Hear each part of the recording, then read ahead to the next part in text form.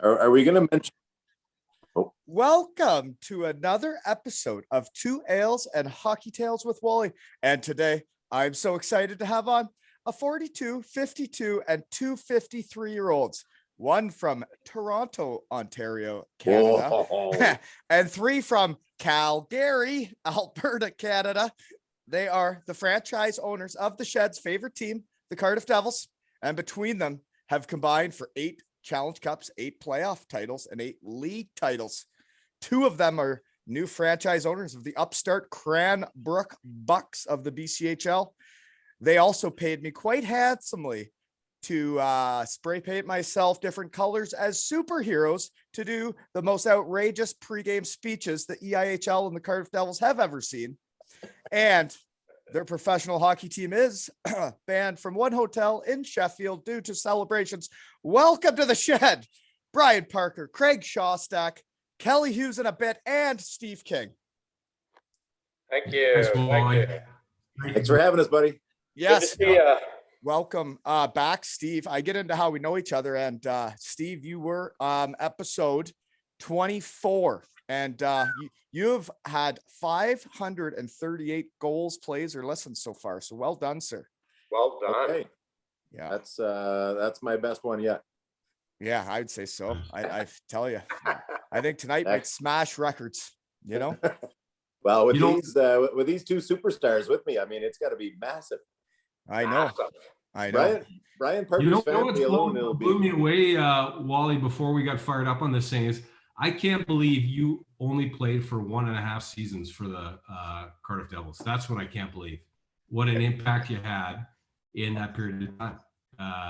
Obviously on the ice, being a all-star in the EIHL and just a spectacular player, but afterwards your character and helping push the team, even when we're playing, firing the team up, and I mean, guys still talk about it. So it's I'm real excited to be here, and you're a real impact guy at Cardiff, and it's in recognition that I'm wearing a jersey from your year there in 2014, 2015. Oh, well, I really do appreciate it because I don't know, when I got hurt, I just wanted to be a part of one more championship. So I couldn't play. So I kind of just tried to do whatever I could. And that got pretty weird, eh, fellas?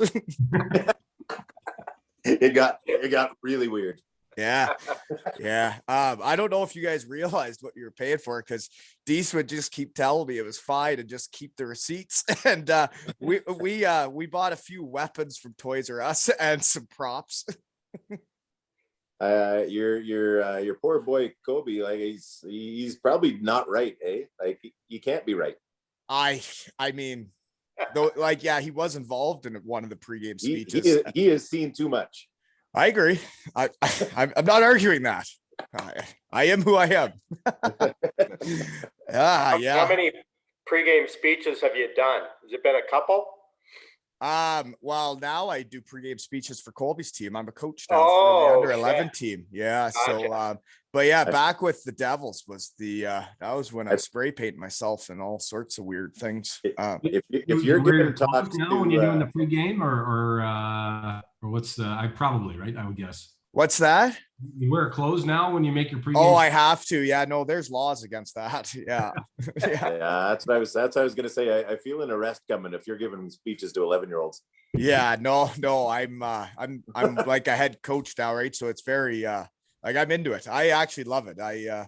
It's been the best thing I've been a part of in a while. I actually really love coaching the kids. It's been fun. That's awesome. Hey, I used to coach. And I was going to say, Steve and Craig, is that not part of how you guys became the owner of the Cardiff Devils? You guys were hockey dads together? Yep, that's exactly it. Our 2 kids grew up playing hockey together from pee-wee age, King. Even before that, I think novice. Yeah. What's that? I think it was novice. Novice, yeah. Yeah. And you guys moved into our neighborhood. And Stevie had plenty of good pregame speeches, let me tell you. Oh, and here we go. Here comes the last one. Kelly Hughes. Welcome to the Shed. You forgot the .com on my email. There we go. Oh, geez. Well, no, we're live here. We're recording, and welcome. I haven't seen you since, was it the first year when you guys first took it over and you guys all came over? That would have been, that would have been it for sure. For sure. I think Kelly's been over there once since then, though. I think that's not the last time. Yeah, well, we'll get into No comment. discussions later here. We'll see. What curious what a percentage would go for, because Todd almost gave you 2.3% at one point. So not sure what you got, but you know, if it's on the table, I'm interested. Pretty close to the same. You'd probably have to sell one of those knickknacks behind you to afford the 2.3%. I'd have to start more raffles on my website then, because hey, there is a 2 Ales and Hockey Tales jersey up for raffle at aleshockeytales.com. So buy a ticket, folks. And maybe I can buy 2.3%. You still want to buy it? Like, I don't know if you've read the news or anything, but yeah, I know you guys don't even have fans. To own a sports club. I like to buy low. You're doing it. Yeah, I know it's been a struggle. And I just saw what you guys are doing for the fan base. I read that little article. So good job. Way to keep being good guys. I know it's tough, right? Well, Todd's always got the right instincts, right? Like we don't have a team without the fans, so you gotta look longer term. You gotta treat them right, and they'll treat you right. And you know, like we look at all the people that are on the live stream now supporting the club. It's fantastic. So we're well, what's going on in the Hughes household there, Kelly? We got some background Catch on noise. the story here. Oh yeah. We got some background noise. Oh boy. I better keep it on mute. You hear my wife swear at my 3 children. Oh man. So is there any update on when you guys got fans? Yeah, you need a shed, man. Yeah. I thought all you guys would have sheds. I got mine would be a little small. Oh, I can't believe you guys are all in your houses. Actually, Brian, what are you in the office? Where are you? You look like you're in some kind of an office. Yeah, no, I'm in my office in the house. So kind of squirreled away, got my beer, got my laptop going. Yeah. Everyone's leaving. Well, I usually get into how we know each other. So I guess you guys took over the Cardiff Devils the same year I was an unemployed, washed up hockey player. and Andrew Lord signed me to come to Cardiff, and then I would have met you early on that season. You guys came over to kind of get the ball rolling, right? I remember our first conversation, Wally, because we came over, we were super excited. We didn't know what we were in for. And we came over, the fans were great. Team was awesome. And then we came and talked to you. We had a beer after one of the games, and you kind of wandered over to us and you said, hey guys, like you had kind of had a slow start to the year. And you're like, hey guys, like, I know it looks like I'm playing like shit, but I'm actually pretty good at hockey. So I got this. So don't worry.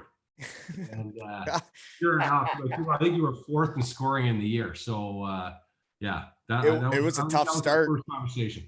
It was a tough start. Yeah. That off-season program may not have been up to standards there, Wally, that year. Oh, here we go again.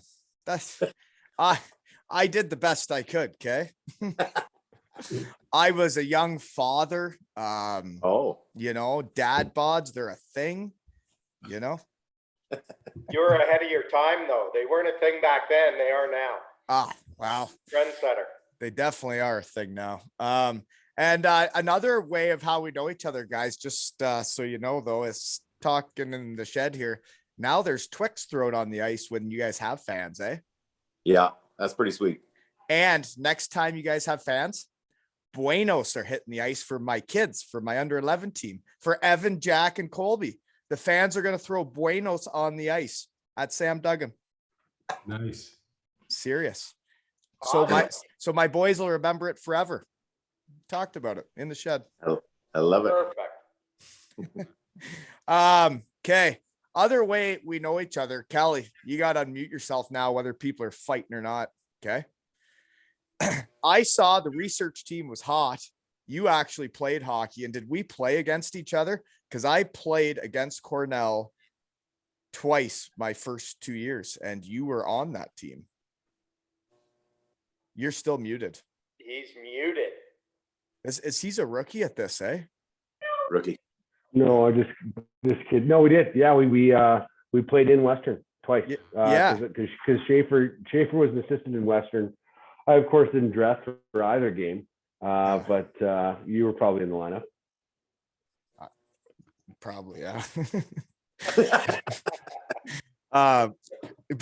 Yeah, you guys, I looked at the roster because I definitely played that team a bunch of times, but that Murray, that gigantic defenseman, Doug Murray. So we were good that year. We were number one in the country the whole year, and he had a big part of it. He was All-American, and yeah, definitely one of the strongest guys I've ever seen. He was my roommate. He when he held a beer, you couldn't see it in his hand. Yeah, he was huge. I saw him almost actually kill people in college. Yeah, he used to use those old Sherwood 70-30s, and they would just explode in his hands. Like we were all using one pieces, and he had to use these big 2x4s because it's the only thing that would withstand his strength. And a couple other guys that were on the team were Matt Molson. I was in a junior B scoring race with him right before that too. Yeah. Yeah, another guy, he showed up as a freshman, and it was just like, this guy's NHL material. He had NHL hands. Nice hair too. And had the good flow, good flow for sure. Good in front of the net on the power play. Crafty. Yeah. Quick miss. Mm-hmm. So yeah, I definitely played against you guys, but I guess you wouldn't have been in the lineup then, but you came to Kalamazoo.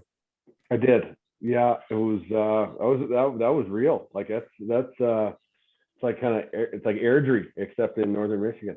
So I was still playing hockey and you were owning a hockey team. I should have shut her down then after college, yeah?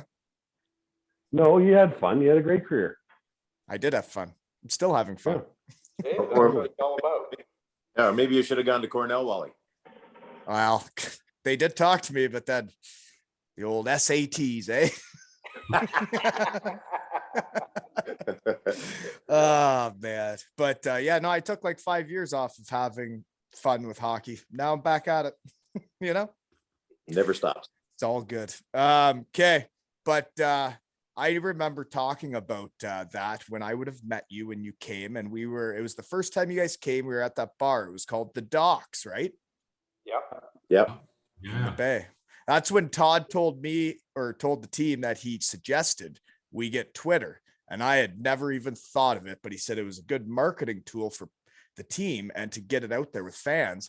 And that was the only reason I ever got Twitter, and probably the only reason any of this ever starts, Right. Now, that first trip to the Docks, Brian has an excellent story about how that night kind of ended for the two of us on live TV from the Docks that night. Well, there's a nice setup. So, yeah, we had like I don't know if you know this, but when we go over to Cardiff, we act like we're, I don't know, 18 to 20 years old and just drink beer from the start when we wake up until we go to bed. No, I've seen it. Yeah, I've seen what you guys do. Yeah. So that day was no different, right? So we were just having the greatest time watching the first game. We might have had 100 beers. We go to this reception, meeting all you guys. We're so excited. This is how much fun is this? And then so somebody comes up and says, "Hey, we'd like to do an interview." And it's just like, I'm like, what? I don't know what my name is. And Steve said, yeah, okay, sure. So we wander around on the patio and with our full beers, and they start asking questions. But, once the camera was on, we managed to kind of laser in for like, I don't know, 30 seconds at a time, answer a question. And then the other guy would just be drinking his beer straight back like that. And then after you talk for 30 seconds, you lose your train of thought. The other guy would start talking. So we actually, between the two of us, we came across as like a halfway coherent, like single individual. And so it's just like when people come to the shed, right? Exactly. Well, you guys are ahead of your time too. Oh gosh. Anyways, I guess Shosty, last time we would have seen each other, would it have been the Challenge Cup victory or loss? It would have been the loss, but I'd rather talk about the victory than the loss for sure. Well, the only thing I'd like to say about the loss is what I remember was because I didn't play. I was just the pregame speaker, and my whole family came, and then I stayed up with you guys all night because I wasn't a player anymore. And then I woke up to my hotel room paid for by you wonderful fellas. Thanks. There you go. Yeah. But it was fun sitting up chatting. It was just like what we're doing right now. Exactly. That was awesome. Yeah. Yeah, the win, that was a fun night too. Sorry for, I don't know. It didn't seem like that nice of a hotel. I don't know why we're not allowed back, but Weird. It's weird. It's weird how that happened. Yeah. Todd might have a different story about it, but yeah, he wasn't too happy with us. It was, like we viewed our role as owners at the time as more like grandparents, and Todd and Lordo were kind of like the parents. The parents, right? You guys get to have fun. And we're like, yeah, okay, guys, this bar can't kick us out because we're staying here. Let's just drink all the booze they have. And, all of them. Yeah. What can go wrong? But then I thought you guys had to fly out or something the next morning. It didn't even matter. It didn't Yeah, matter. bright and early. Yeah. It was fantastic. Yeah. The funny thing, a quick story about that night, there's a lot of stories about that night, was Pigsy. So, I don't know if you remember, but Pigsy. Well, I don't remember. I heard the story later. Yeah, he kept getting sent back to his room. 10 minutes later, he'd show back up to the bar. He gets sent back to his room. 20 minutes later, he'd show back up to the bar. It must have happened 4 or 5 times. He couldn't quite stay in the stool, right? Like he'd sit on his stool and then it'd be like liquid. It'd just sort of pour off it. And then he'd be on the ground. He wouldn't necessarily fall off the stool, but he just wouldn't be on it anymore. And then he'd get taken away, and then I tell you, for one of the smartest guy I probably have ever met, I tell you, he can drink himself real stupid. he's an awesome guy. I had the pleasure of seeing him over in Lausanne when we were over there playing. And, that's a great trip. Yeah. Like Shostak goes on very few trips, but pretends he goes on all of them. But anyway, so I was actually there and hung out with Pigsy, and he was great. Came to the games. We had to leave somebody behind because of COVID protocols. He put him up. Like he's always a devil. Great guy. Oh, he is fantastic. Yeah, and he was the first guy to ever come to the shed. Awesome. That's a good one. Yeah. Great person. And he was very important to the team with helping people with their MBAs too, right? He was a smart cookie. Nice. And if anybody had any questions, right? And he was usually Juice Boy, I guess. Who was it? Jonesy and Pigsy, usually the Juice Boys on the Batchy'd mix in the odd one too. Yep. Yeah. Yeah. The Juice Yeah. Boy. I actually remember when even Deese came out a bunch of times, and that was quite the scene. See him try and do the shootout. Oh yeah. Yeah, I'd have the knee brace on, the whole deal. Yeah. I can't even imagine. No, yeah. Actually, you know what? I'm gonna set up another story here on the same kind of topic, because Kelly Hughes has a great story of his assistant coach at Cornell, where they used to do kind of a Juice Boy shootout drill.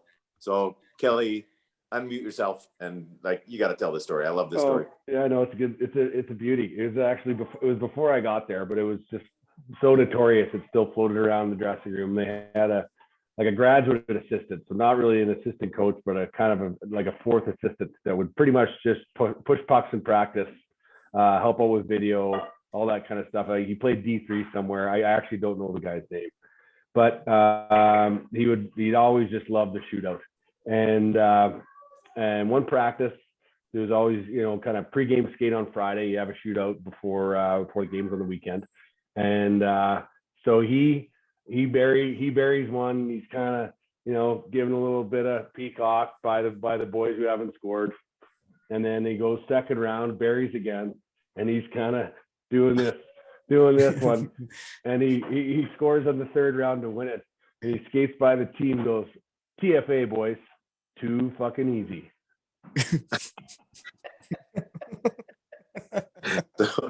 So if you ever hear TFA wall, you'll know. Too fucking easy. Amongst us owners, we say TFA all the time. Jeepers. All the time. Yeah. And this was on Cornell. I know. Yeah, That's Jeepers. But SATs, eh? Yeah. Watch the language there, eh, Wally? Yeah. Okay. Next question, because I always start with this, is Shosty, where and what are you doing now? What am I doing? What I've been doing for pretty much my whole life, selling cars. Moving iron. Yeah, hasn't changed much. Not much inventory to move these days. We're dealing with that shit, but yeah, working in the car business. Okay. Been doing that for pretty much my whole adult life. And you got kids, obviously, that you're talking about minor hockey. So Yeah. what do you got? Yeah, I've got my oldest is daughter. She's 22. I've got a 19-year-old boy and how old are you, Noah? And a 17-year-old boy. Except Ryan's 20 now, eh, Shostak? Yeah. Are they all in the house then, or what? No, Ryan's playing hockey in Vernon in BC, same team that Kelman played on. And do they play against the Cranbrook Bucks? They do. Yeah, they do. Aren't you a part owner of that team? Yeah, me and Steve have a little ownership tie to Cranbrook. Yeah. But your kid plays against them. He does. They've only played once and Vernon lost. So who'd you cheer for? Yeah. Who'd you cheer for? Yeah. Well, can I say that out loud here? I'm cheering for my kid to get a few goals, but Cranbrook to win. How's that? Fair enough. Yeah, that makes sense. That's fair. Yeah, my daughter's at home. School's online now. She's just finishing off school. Okay. Yeah. And Parker, where and what are you doing now? Well, Shosty's pushing iron. I'm just pushing paper. We sell shares in companies at Acumen, and we've been kind of doing the same thing for a long time. And yeah, going great. Yeah. Okay. Selling shares in companies, eh? Yeah. So that's good. Family's great. I got a son and a daughter, Jack and Beth, and Jack just graduated university last year, and Beth is doing this year, we hope, knock on wood. And Jack's got a job, and Beth's got one lined up. So, like, I feel like, the heavy lifting is kind of ending. You got Kelly running around with his kids to sports like 10 days a week. Like, I'm on the glide path now. And that's why you can go on all the trips to Cardiff. Yeah, totally. I can cruise over. So, things are going great. And, you should ask Shosty actually about, managing two different teams, because he's got a good story about how he sees over in the EIHL. Sometimes the refs don't always do that, and he has kind of the means and the way to kind of deal with that. So you might want to ask him about that. Actually, I actually think I know this story. I think this was one of the ones that was late night after our Challenge Cup loss. Did you not one of your first games as an owner go into the referee's room and tell them what was up? That's pretty much how it. Holding a beer? How much it unfolded. Yeah, you would have been there. You would have been playing that night. Maybe you were one of the guys that got hooked and they didn't call it on. Yeah, that's exactly what happened. Because back at the BBT, I was just going to the washroom, right? I just had to go to the washroom, and the ref's room was right next to where the washroom was, and their door was open.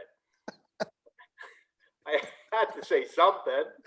Oh yeah, you had to. Just tell them what I thought. Just gave my ideas on what was going on in the game and how I saw it. But yeah, Todd wasn't too happy with me that night. Let's say he pulled me aside after and said, "I honestly can't imagine what it must be like for you guys when you guys. I don't think you guys had ever even been there, and you show up and you're literally paying my wages and." 18 other guys' wages and our families and our flights and everything to get over there.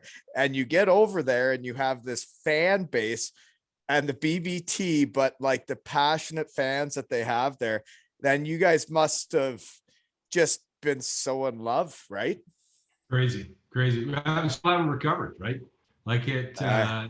we had no idea what we're in for. One of those really great surprises. And you already owned it when you went over there. And then when you saw what you had, you were probably like, holy cow.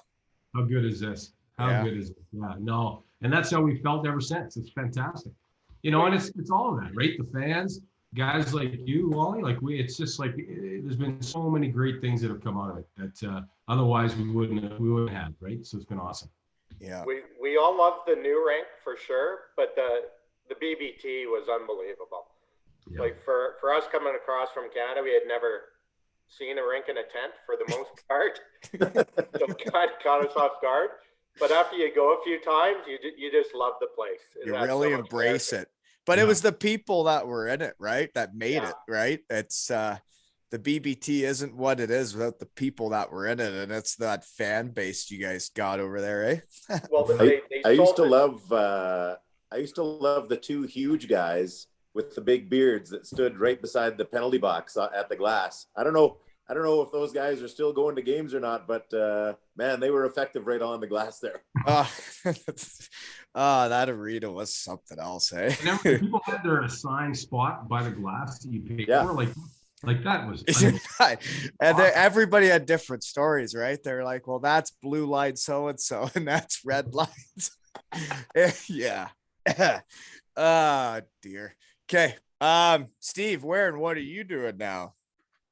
Same as I've been doing for a long time. I with a private equity fund that invests. So Brian sells shares to people. I buy shares. Holy moly. Didn't buy enough shares in internet. It cut out on you there. Oh, yeah. No, it's okay. We don't do any of that. Yeah, we just buy shares in good companies in the US. That's what we do. Oh, okay. I didn't know if you bought shares in sheds or not. No. Okay. Kelly, where and what are you doing now? Well, Brian and I work together, and when I'm not working, I'm raising three boys with my beautiful wife Megan. Patrick, our oldest, is playing novice, second year. Marcus is playing second year Timbits, and Brendan, our 4-year-old, actually his birthday was yesterday, is running around playing street hockey and rollerblading and doing a ton of stuff. So I'm selling shares by day and chasing kids around by night, usually at an outdoor rink. You're definitely more in my generation than the other three, eh? Yeah, it's a ton of fun. And COVID, the last couple of years, I don't know what I would have done without the family. So it's been great just to spend time with them and have a lot of time at the outdoor rink and sledding and doing all that fun stuff. So you guys are all in Calgary. Yeah. Hughes only 10 years younger than us, but he had kids 10 years later than us. So there's a bit of a gap there. Mm-hmm. Yeah. It is busy times with young kids. There's no doubt. Got to make time for the shed though, you know? How old's yours, Wally? 9 and almost 7. Yeah. Oh, someone just paused you again. Yeah. This is Patrick. He just wants to Hey, Patrick, how are you, man? Hi. You play hockey? Yeah, sure. Oh, hey, buddy. Yeah, do you play hockey? This par for the course. He gets 2 minutes of spotlight. The chip off the old block. Yeah. Oh, you just moved where you were on the screen. There you are. So you play hockey? You're in what age group are you? Novice? Yeah. Nice. What used to be called novice. Right. I still insist on calling it novice. Absolutely. My door just opened. It's pretty windy out. Give me a second. What's it called now, if not novice? U9. Holy moly, it's storming out. That's more of a soccer thing, man. Like that's which is why I call it novice. Yeah. They changed it all. It's not it anymore. It's U18. Yeah, I think who needs it? I think the small people of the world rose up and wanted to get rid of some of those sayings like midget and stuff like that. Yes. Mm. Yeah. Yeah.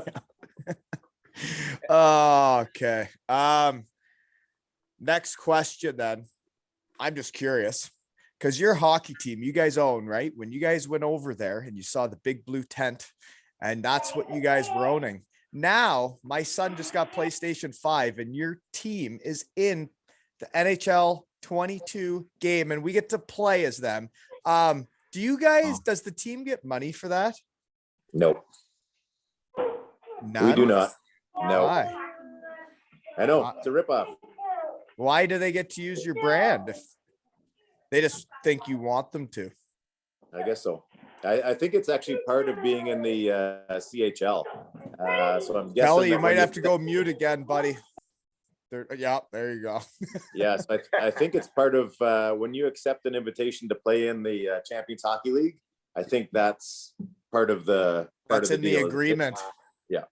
Well, I'm glad that you guys volunteered to be in it because it's awesome too. that, man, they actually look like the players. They skate like them. They shoot like them. It's crazy. Yeah, it's funny you say that. My kid was playing the other night, and his team was the Devils. Wow. Yeah. It is cool. Yeah, I remember when it first came out, you could actually be, Andrew Lord was on the ice. That was pretty good. Oh God. First line right wing, back to third line. So, yeah. First line power play. Yeah. If you're the coach, where else are you going to put yourself, right? Obviously, you're a first liner. Absolutely. I would have done the same thing. I got no beef with you, Lordo. I would have done the same thing. And, but I could have never been a player coach, man. He back checked so hard. He forechecked so hard. He did everything so hard that only a guy like him could be a player coach and like actually have all the respect of the players because nobody else could work that hard all the time. No. And that's how he coaches too. I know. He's like psycho. No days Stick off. detail. Stick detail. Yeah, no, he was detailed with everything though, man. Yeah. Okay. This next part, I guess, would be for Brian and Steve, because when I set up my shed dates, we had a little group chat between the two of us, and okay, this was start. I sent you a couple. I didn't send them to you. I sent them to Lordo and Tyson Marsh. We were in a little gag ball group there working out, and I sent topless photos to Marshy and Lordo, right? And I think they got passed on to you of me flexing in my bathroom, right? It may have happened. Well, so I thought it was fitting when we were setting this up that when I sent you the poster, I thought I would. You're some of the only people in the world that have ever seen the photos of me in an erotic photo shoot in Germany. So what'd you guys think? You know what? Shockingly, when you describe it like that, it sounds bad, but thankfully you're more in the background, and it was actually really quite tasteful. I thought they're tasteful photos, and I thought they had done a great job. I can't believe they never released the calendar. Yeah, me too. So keep sending the months. I think they're quite good. Just not the ones with you in them, but the other ones are good. Yeah, no, I got kicked out of a couple of the scenes, but no, I'm not allowed to post them. Nobody's ever seen them, and we've just swept it under the rug, beating Heim. I just want to let the world know about it. Like Brian said, they're tasteful photos. Very tasteful. Yeah, classy, just like you, Wally.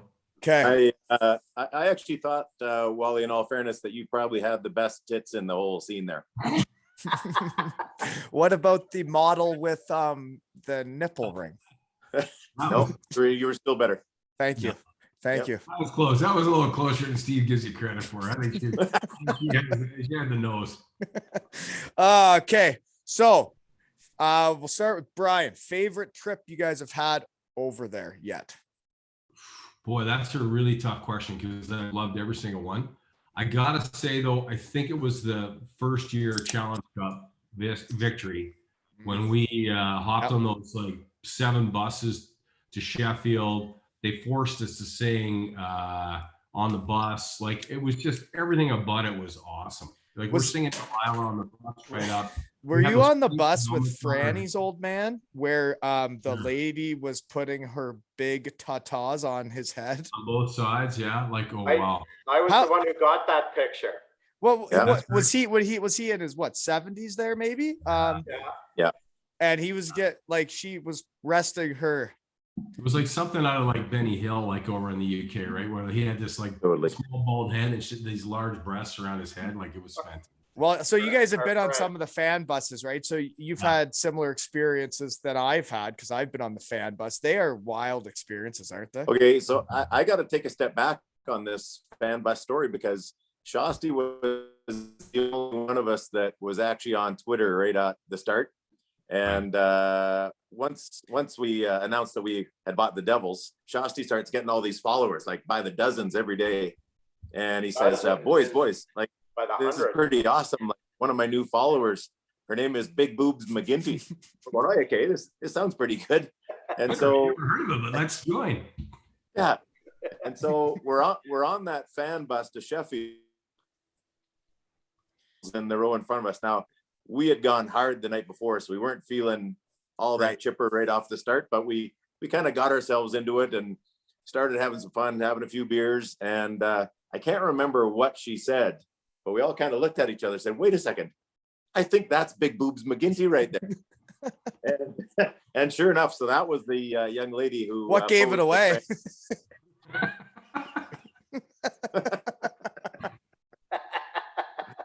Yeah, and her good friend Tiny Teeth Halvey, also one of our favorites. Oh man, there's some memorable people on those fan bus Here, I trips. don't know if you can see that. Oh yeah, there it is. Yeah. Yeah, well, let's see that again. Yeah. Oh, there's the photo right there. That was her. I'll have to put this out there for the folks to see. Franny's old man with the tatas right on the back of his neck. Yeah. Yeah, He looks like Franny he's ready for the finals, right? That's on the way to the Challenge Cup finals. Yeah. Yeah, it's no fun playing in the UK at all. No. No. It's no fun playing. It's no fun going. No, not as the owners of the team that's in PlayStation 5 games now. Oh man, that's funny stuff. Okay. So the time we won, and you guys had the lights on your head too, right? Yeah, we had these Budweiser helmets that, you know, the siren went on when we pressed the button. So every time we scored, we made them go around. Like it was bananas how much fun we had that day. And I think we came from behind to win, like unreal. I find it very interesting that, like, I'm not sure who the owners were of the other teams I played for. I don't know. Yeah. I think I actually know. See, we'd like to have some fun. Well, Right. Well, you guys are like normal. Yeah, I can tell you the difference because that first game is when we saw the difference. Todd brought us into one of the luxury boxes up in the top of Sheffield there. And, all these other, the Sheffield owner in his suit and tie and all these sponsors and everything. We said, like, so we're all in our just jerseys and our Budweiser. Yeah. It's like, get us the hell out of here. Let's go down to the fan Down with zone. the fans. Yeah. Get involved. Yep. Yeah, you got to be involved. It's way more fun. We just lost Parker. Yeah. He'll be back, right? He'll be back. He'll be back. Okay. Shosty, favorite trip over there? Yeah, that's the same one. Just Yeah. I could list the same reasons that Brian said. Every time we've gone, it's a different experience and it's awesome.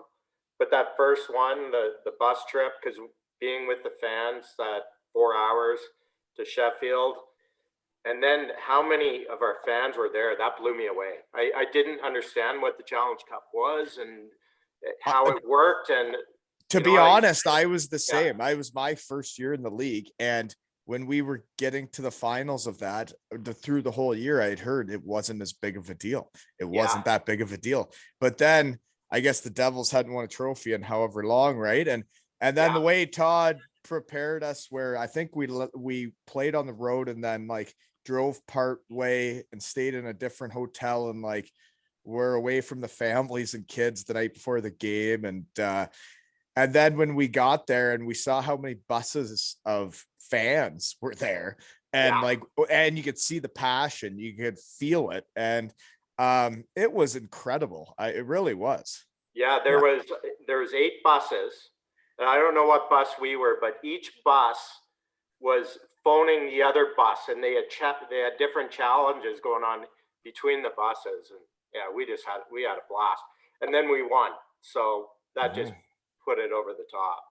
Being on the ice with you guys, celebrating, and all the passion. It was amazing. Yeah, it was. Yeah. Winning's fun. And Todd's always said since that day, that game was the reason we didn't win the league. I totally disagree.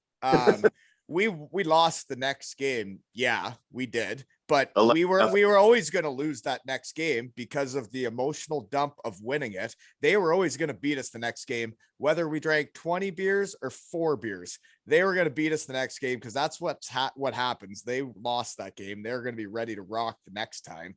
And I just think it would have happened either way. But you had 65 other games to win or however many. You gotta floor it. If you don't floor it that night, we don't have all these stories for the rest of our lives. You don't win that many championships that you don't floor it every time. Sorry. You're right. Kinger can probably tell the story better than I can, but we kind of got a warning the night after we won about taking you guys out. And we got the firm finger shaking. And then you guys got blown out like 2 days later, 8 or 9-1. So it was only 11-1. You know what? I think I was even. I was a pro. Yeah, we couldn't understand like all these guys like you. Like we had been drinking since like 11 o'clock in the morning on that bus, went all the way through, and then you guys catch up, at like 10 o'clock. Yeah, you couldn't even hold it till 1. No, it's like you sweat, you're dehydrated, and then the release of winning, and it just goes down a little bit quicker than normal. Finally, student athletes too. Shout out to Jesse Mitchin still for letting me in his room when I couldn't find mine. Thank you, Jesse, for thanks for getting me in a room. Struggle. I think he just wanted your underwear, Wally, is all it was. No, he didn't want mine. I didn't have the good stuff. Fair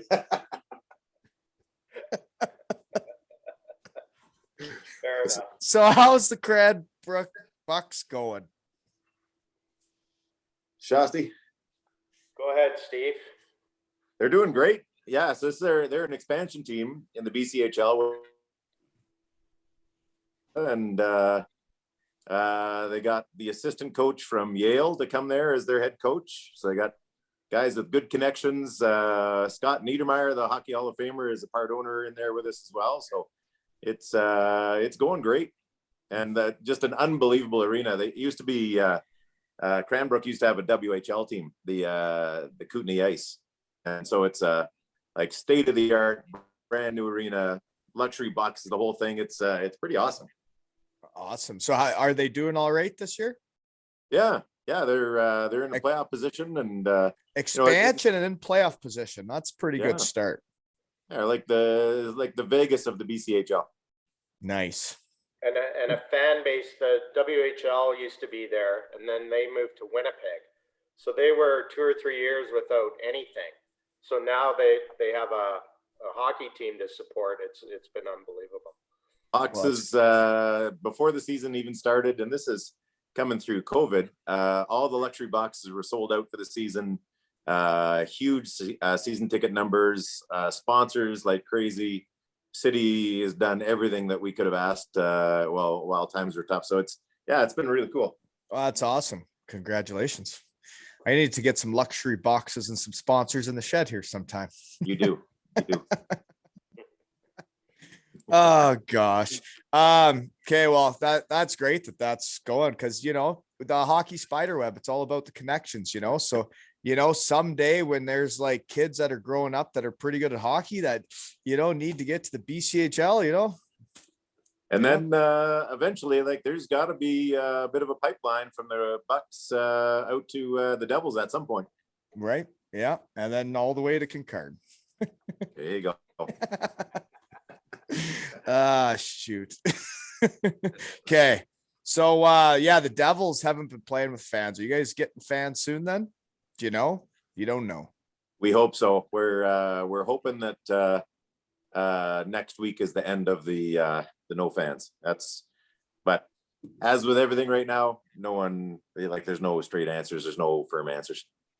Okay. Who didn't I ask about favorite trip over there? Steve, I didn't Kelly. ask you or Kelly.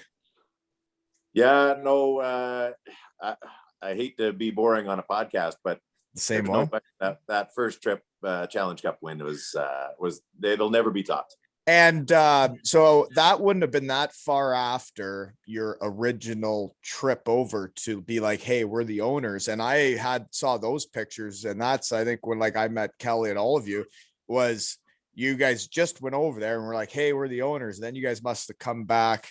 What's that, like 4 months later? Yeah, I think it would have been like probably September-ish, September, October, and then Challenge Cup was usually like the first weekend of March. Right. So yeah. Well, and then you guys would have been on Twitter and getting to know people, and oh boy, eh? Shostak and Big Boobs McGinty were a bit item at that point. That was Big item. Yeah, big. Yeah. I don't know who was propositioning my old man on the trip to Dundee into the bathroom, but he was getting offered.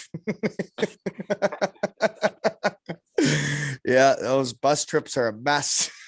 yeah. Well, and remember the old ladies' nights too. Well, those were not PG. Not that we'll get into that. No, they Probably not. they didn't last long, did they? They were around before your time, you know. They were around before our time, and I heard a lot of stories from them before my time. We said, you know what, we can't really have that. No. Nope. Okay. Next thing here. Kelly's favorite trip. Kelly's favorite trip. Well, I got to mix it up a little bit. So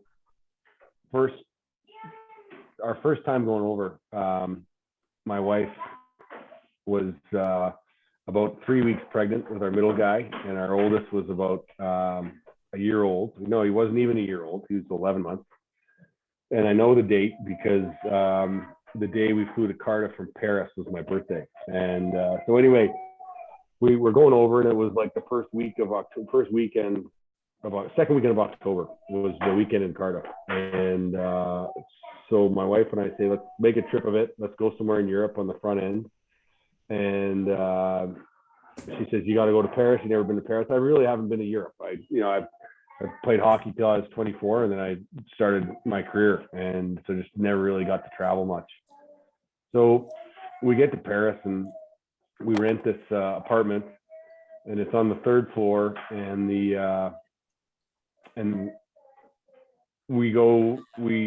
get there, and the elevator's broken. And so I spend an hour hauling all our stuff up the third floor. It's just, and with a 1-year-old around, great start. Meg's super not feeling well because she's a month pregnant, and just great. So we get there, and I'm kind of jacked. Like I want to go hang out and go to bistros and cruise around and see art museums and stuff. And Meg feels terrible, and our son went to bed at his Calgary bedtime every night, which was like 9:30, 9:45 Calgary time, which was 4:35 Paris time.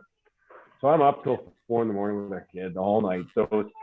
And then Meg wouldn't get up in the morning because she was feeling terrible. She was newly pregnant. And so then the second day. Sounds like a great trip so far, Kelly. Yeah, Hey, Brian, this is the best one. Brian, I'm not making an ounce of this up.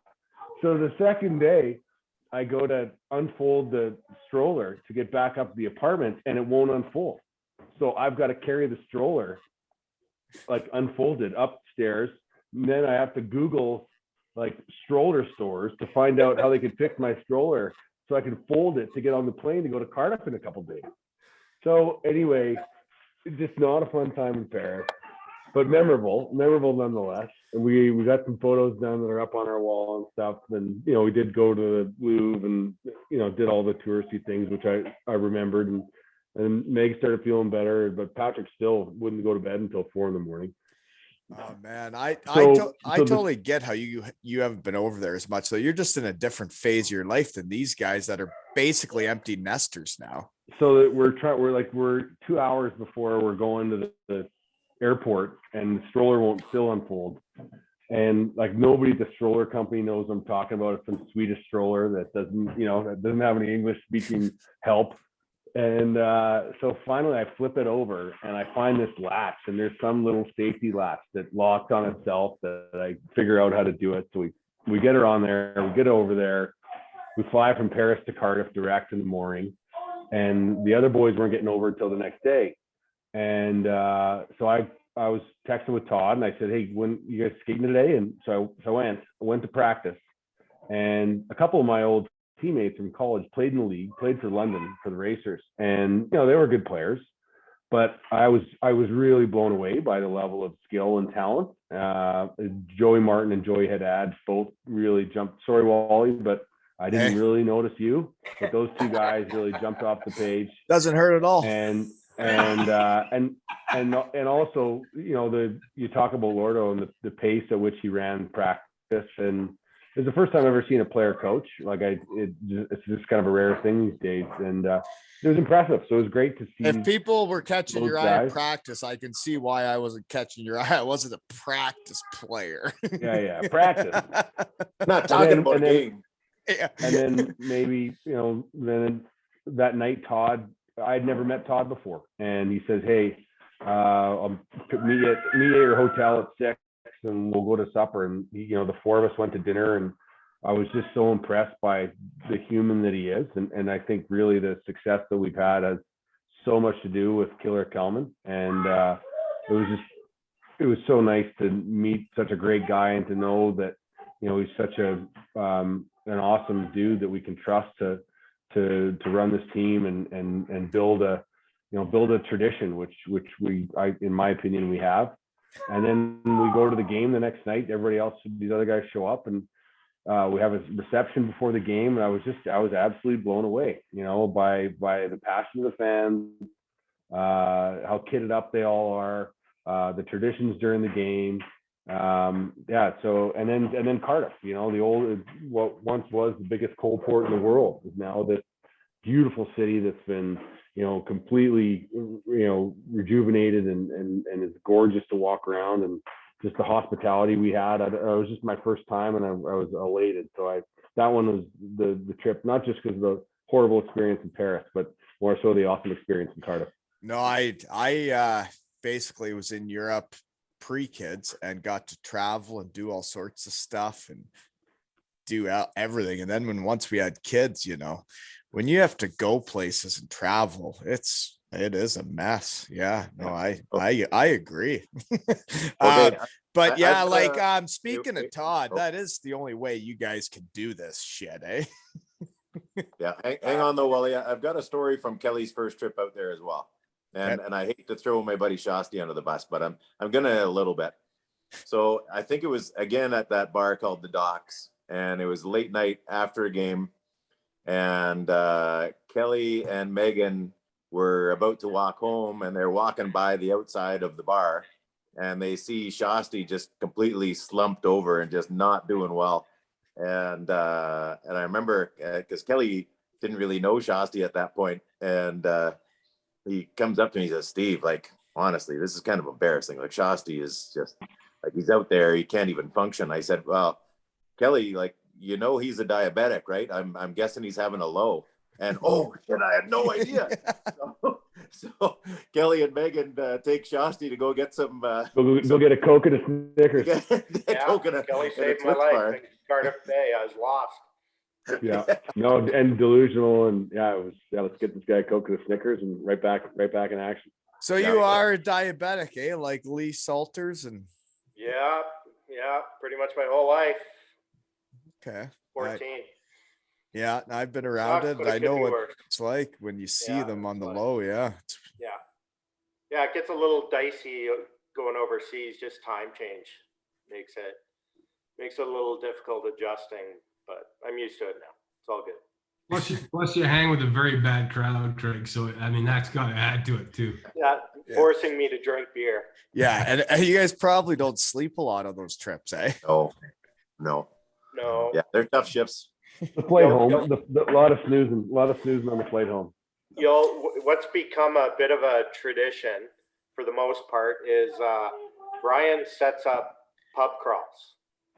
We've been lucky enough to travel to all different cities with the team, and pretty much every time we go away, Brian sets something up. So he has it down to a science, like to the minute.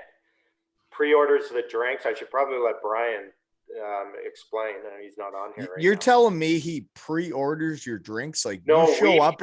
We pre-order, so we give Brian what we want to drink, and then once we get to the pub, he goes and gets it all. Like, he already has it set up with the bar. Yeah, so he has it pre-ordered. So we go in there. We're there for like 15 minutes, and he's on the watch because we got to be at the next. It is like scheduled. Is it stressful? Because I'm not much. It's stressful maybe for the first couple of pubs, and then you don't give a shit after that. You just kind of follow the flow, and away you go, and you lose track by the 6th or 7th pub. It really doesn't matter at that time. But what places we've done it in Cardiff? We've you might have to help me out. London. So Brian, what goes on here? Brian. You're working and you're calling overseas saying, listen, I got some guys. One guy loves to play the piano. Okay. Right. Yeah. And you're like, Steve. Yeah, well, so that sets up actually a good story because we were in Stockholm and like generally people love our show. Like we show up, we're 10 to 40 people. We're usually dressed in Cardiff gear, or sometimes we'll have like a sport jacket, a Devils tie. We look good. We're well behaved. We're loud. We spend a lot of money, and we get out of there, right? And so every other city in the world, like people kind of receive us well, whether it's Dublin, Cardiff, London, Prague, like people like us. So, but we went to Stockholm, and it's like, I don't know if you know this, but they're very they don't like loud noises. They don't like aggressive people. Like there's a lot of things that we really we triggered them in a lot of different ways. And singing. They don't like singing. And they don't like singing. So we went into this. Do you want to know something interesting? Is they're somewhat similar to Danish, right? And I have not coerced. I have numerous Danish friends. I've not coerced a Danish fella into my shed yet. Other than Anders Overmark, who is a brash Danish guy that is opposite of the trend. That's an oxymoron. That's like a jumbo shrimp, a brash Danish guy. So then we were on our Swedish pub crawl, and we had halfway through the night, we kind of realized, wait a sec, they don't love us. And then we sort of embraced that, like we're kind of a rogue element here. So we got for the first time in your lives, you guys were like the bad guys. Bad guys. Hell yeah. We're white hat guys, right? We wear the white hats. We're the good guys. But so in Stockholm, we weren't. So we get into this one pub, and there's a piano, and on top of the piano, it says in English, "Do not play." And I took it aside and I put it sideways. And then I said to Steve, Steve, there's a piano. Why don't you play a song? He's quite an accomplished pianist. And so he sits down and plays Piano Man like you've never heard. Fantastic. And we have probably 20 people around the table singing every word to this thing. And like, if that doesn't sound like any fun. They didn't want to hear anybody singing in English, the Piano Man. So, it was spectacular. Probably the highlight of that pub crawl for sure. And shortly thereafter, we got kicked out of that pub, didn't we? Didn't we get it? The manager come down and say, beat it. Beat it. Scram, punk. Yeah. You must not make noise, she said. Oh. Yeah. I've got the video. I've got the video of the London pub crawl. Yeah. What's that? I've got the video of the London pub crawl in my email. Yeah. Oh, you guys don't sound like you have any fun when you go over there. Yeah, they're good. They're fun. And it's fun to organize these things, and the guys are great. And we got on a quick pace because 8-10 pubs to hit, and we got to move on to the next one. Yeah, no doubt. Okay, here's my next question. The process of hiring a coach. Do you guys have anything to do with it at all? Huh? Yeah. Steve, I'll Yeah. start with you on this one. So to start with, like, as you know, Todd is the guy. So Yeah. we have full faith in him, and but He needs someone to process, bounce stuff off of too, right? yeah, he does. He likes our opinion on most things, and especially something that important. Not only is this the coach of our team, but this is going to be like someone that's part of our like History, family, right? Oh yeah, right? yeah. Like And it is, yeah. It's this is a guy that like he's going to need to be somebody that we can be like really good friends with. yeah. And like Lordo still is. And so what we did was we had Todd and Franny and Lordo kind of make the master list, check references, do all that stuff, and then once they got to a short list, then they would include us. So that's what they did. Okay. And Lordo was part of that. He took his time to make sure you guys were good. Absolutely.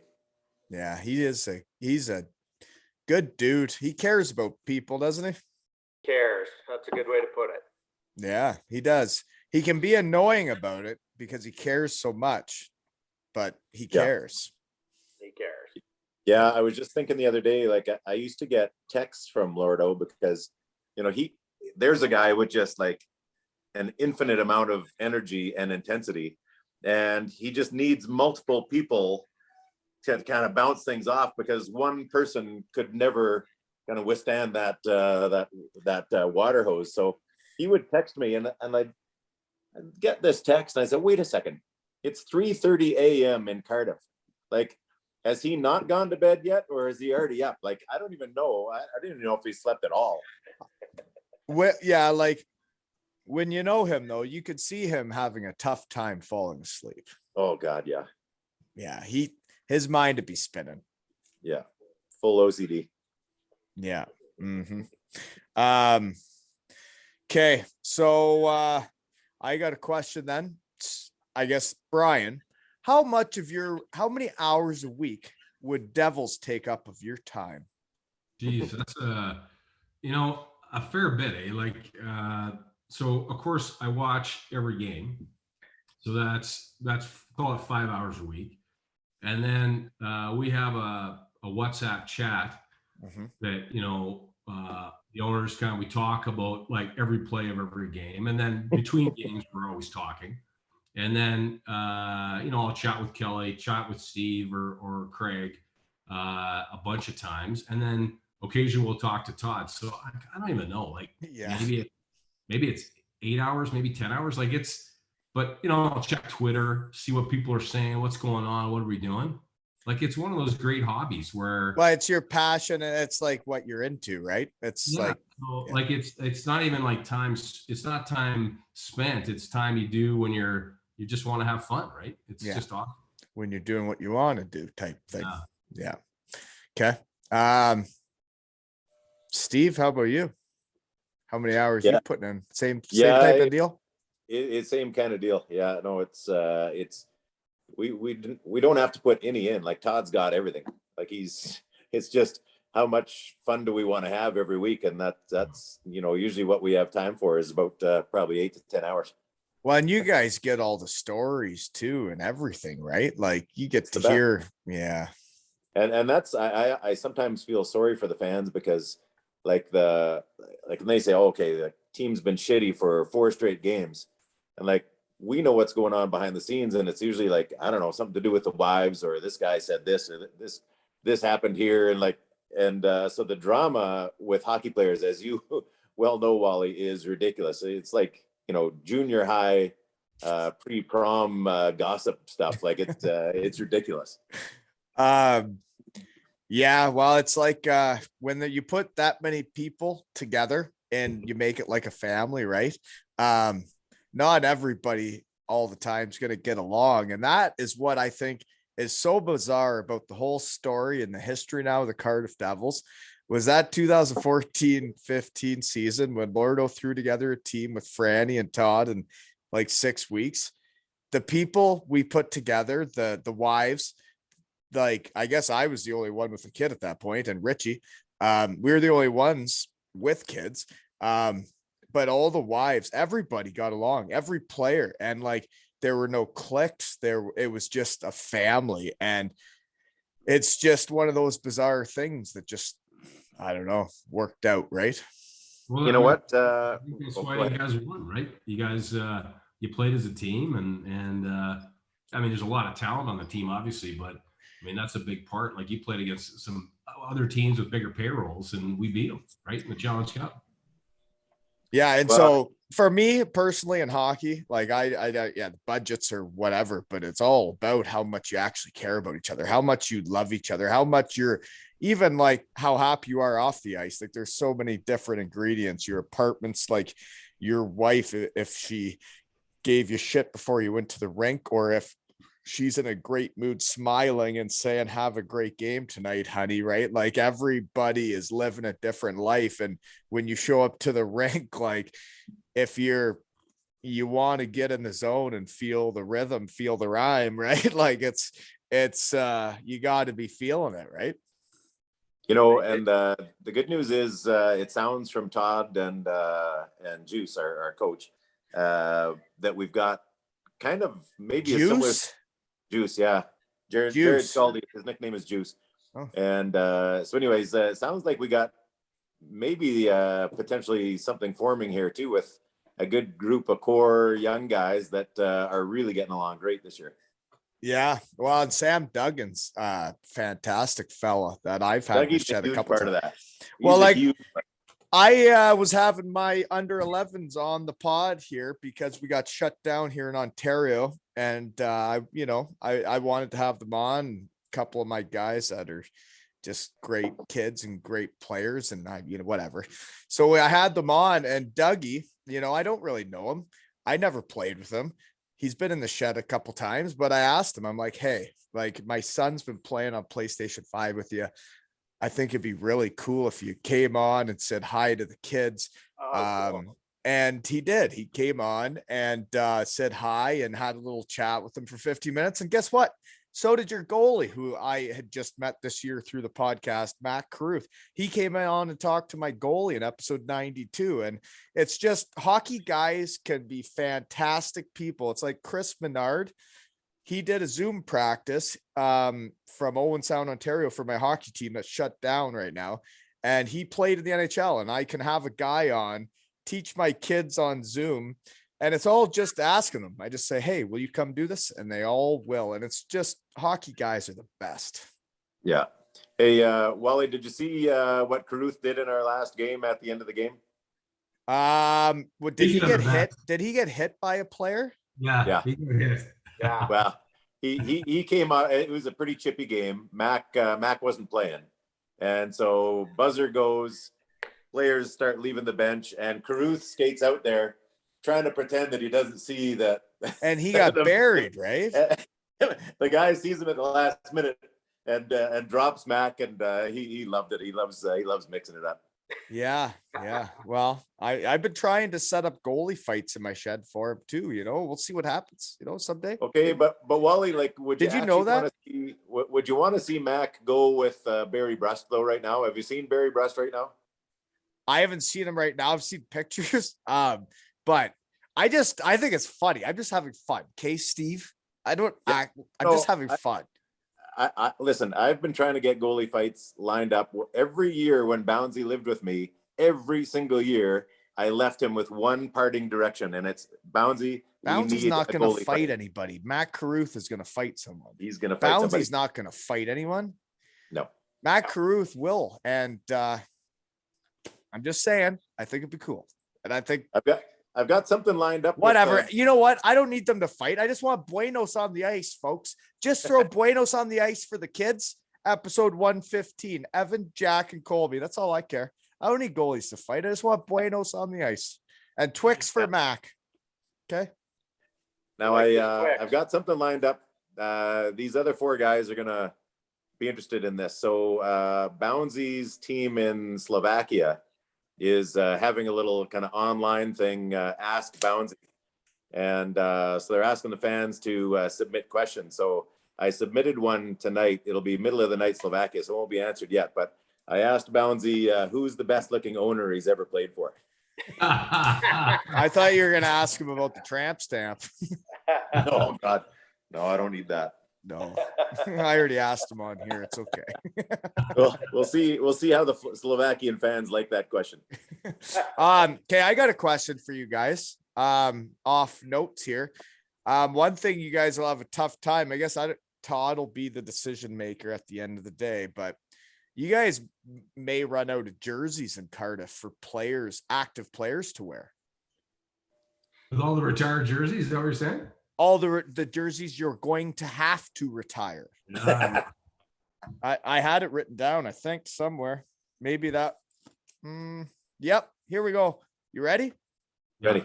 Yeah. For sure, 88. Okay. Done. Yep. I'll be there spray painted. I know. Okay. 33, 27, 71, 17. So for sure, 841. Yeah, these are uptown problems, Wally. I know. I There's agree. lots of jerseys out there. There are like there's 58, 57, right? 59, right? Lots of numbers to go around. Yeah. Well, You're not really asking- lucky with that core group, and a lot of those guys were around when you started there, Wally. It was like You're right. Yeah, I mean, unbelievable, right? It really is. And like I said, like the way they threw that team together and how it all happened. And like, we all showed up not really knowing each other. And the way it came together within a month or two, like teams don't bond that quickly in hockey ever. Yeah. It really got us as owners off on the right foot too. Yeah. Well, the whole vibe, right? It was just the right vibe. We were at the BBT. You guys showed up and said, you guys should enjoy this, have fun. You gave us the sticks we wanted. You gave us bagels in the BBT. It was nice. Cowboy boots for the man of the match. But then Todd said, you got to go out and have a beer with the fans after the game. Whether you win 7-0, whether you lose 7-0, you're going out and you're having a beer with the fans. And I thought that was huge. I was like, I'm so into that like, whether I sucked tonight, whether I was good tonight, I got to go out and face the music type thing. But like in a social way, have a beer. And it was my night out, was hanging out with the fans and my team. Right. Awesome. Yeah. It was fun. No beers anymore though. No beers. No, nothing right now. But it was funny, especially in his last few years with us, Lordo, just the intensity kept on building. So even when we were in town, he would not come out for beers after losses. Like he just so intense, and it just ate at him so hard. He would have been ready for the next thing, right? He would have been just chomping at everything to just keep going and giving her. And he's just going to keep growing, isn't he? He will. Yeah, he'll be there someday. Yeah. Yeah. No, he just works too hard, right? Yeah. I mean, I think we've talked about it before. I think we're looking forward to the day when Lordo comes through town coaching against the Calgary Flames, right? That's what right. And the thing for me is like in the hockey world, it's all about your connections, right? And it's just weird because those NHL guys, they all have their NHL connections and they're all in their little family of their own connections, where he never made the NHL. He never played there, but I tell you what, he's a better coach than a lot of those guys that are there right now. Yep. He's driven, right? And so it's a performance league, and I think he'll get there one day. Yeah, he's got to, I would think. Okay. No one's gonna outwork him. Kelly, I'll start with you on this one. Got any Calgary Stampede stories? None I'm prepared to share. No. Okay, so this goes on every year then. I know what's it like, Lordo used to come, and then when you guys signed Blair Riley and stole him from Belfast, he like partied with you guys, didn't he? No, I No, saw we a didn't picture of Riles him here. with you. we had Marty here. Joey was here for a stampede. That was good times. Oh, it would be with the goat. Yeah. Oh, Oh, that's where I saw the funny pictures of you guys like at the bar taking. Yeah. Yeah. Yeah, that was fun. You guys look like a boy band. Corky came for a stampede. Really? Yeah. Oh, yeah, man, so I played midget with Brad Voss, who was a legend in I've been Cardiff, trying to and, coerce him into my shed through Daryl Andrews. and You know Daryl Andrews then too, probably. I don't, but Vother and Corky are real good pals. So one of the reasons Corky wanted to come was to see Vother. They hadn't connected in a while, and that was an awesome weekend. My the favorite part I had of Corky coming is he comes with his wife and daughter on a family holiday, Yeah. and then where can we go? Let's go to Cowboys tent. Let's drink some beers. And I felt a little bad for his wife and daughter. The family trip didn't go the way they were probably anticipating. But it was exactly what Corky anticipated. I got lost that night at Cowboys. That's right. I got lost from the crew, got separated from the crowd. I feel like I'd really fit it around there. I feel like I'd really fit in that. I feel that way. Yeah. You should come next year. Yeah, open invitation or what? I gotta come out next Devils Summit. It's right around the Stampede. Come on out, hang out with the crew. It'll be fun. You know, I really think though, if I like, you know, it's busy times as Kelly knows right now. If we ever have time, I think it's got to be towards Cardiff, not Calgary. Sure. Wow. Calgary, right? Yeah, Calgary. Calgary. Yeah, no, Colby's been bugging me. He's always been bugging me like they, yeah, I don't know. They want to go. So does my old man. He wants to go on a fan trip. He wants to go on the bus. I don't even think he wants to go to the home game. I think he wants to just go on the fan bus. He's not going to say no this time. No, mother was on the bus trip too there. That was quite the time. I think she was trying to get coerced into a bathroom too. Oh man. Yeah, that's how you end up starting a podcast, I guess, right? And having the fans on. I had an episode with the fans from 3 different teams. Well, that'd be good. They're just so fun. So do you think we're ever going to get to sell 2 Ales and Hockey Tales clothing in your arena? Yeah. Well, you'll have to talk to Corky about that. Corky. See the guy? He's the guy. Just curious, you know, it'd be like if they were walking in, they'd be like, oh, look at that. I know him. I just buy the shirt. Yeah, just You never know. Well, that's when you come to town, you can promote it. There you go. Yeah, that's right. It could be a write-off for you. Oh, write-off, right? This would have to be a business then. Coming out to the shed. Coming out to the shed would have to be a business then. A business, yeah, a business write-off. Yeah, we'll let you have a little temporary pop-up store in the bar if you're there for a game. Oh, that would be lovely. So there Little you go. pop-up store. There we go. Yeah. That'd be nice. Okay.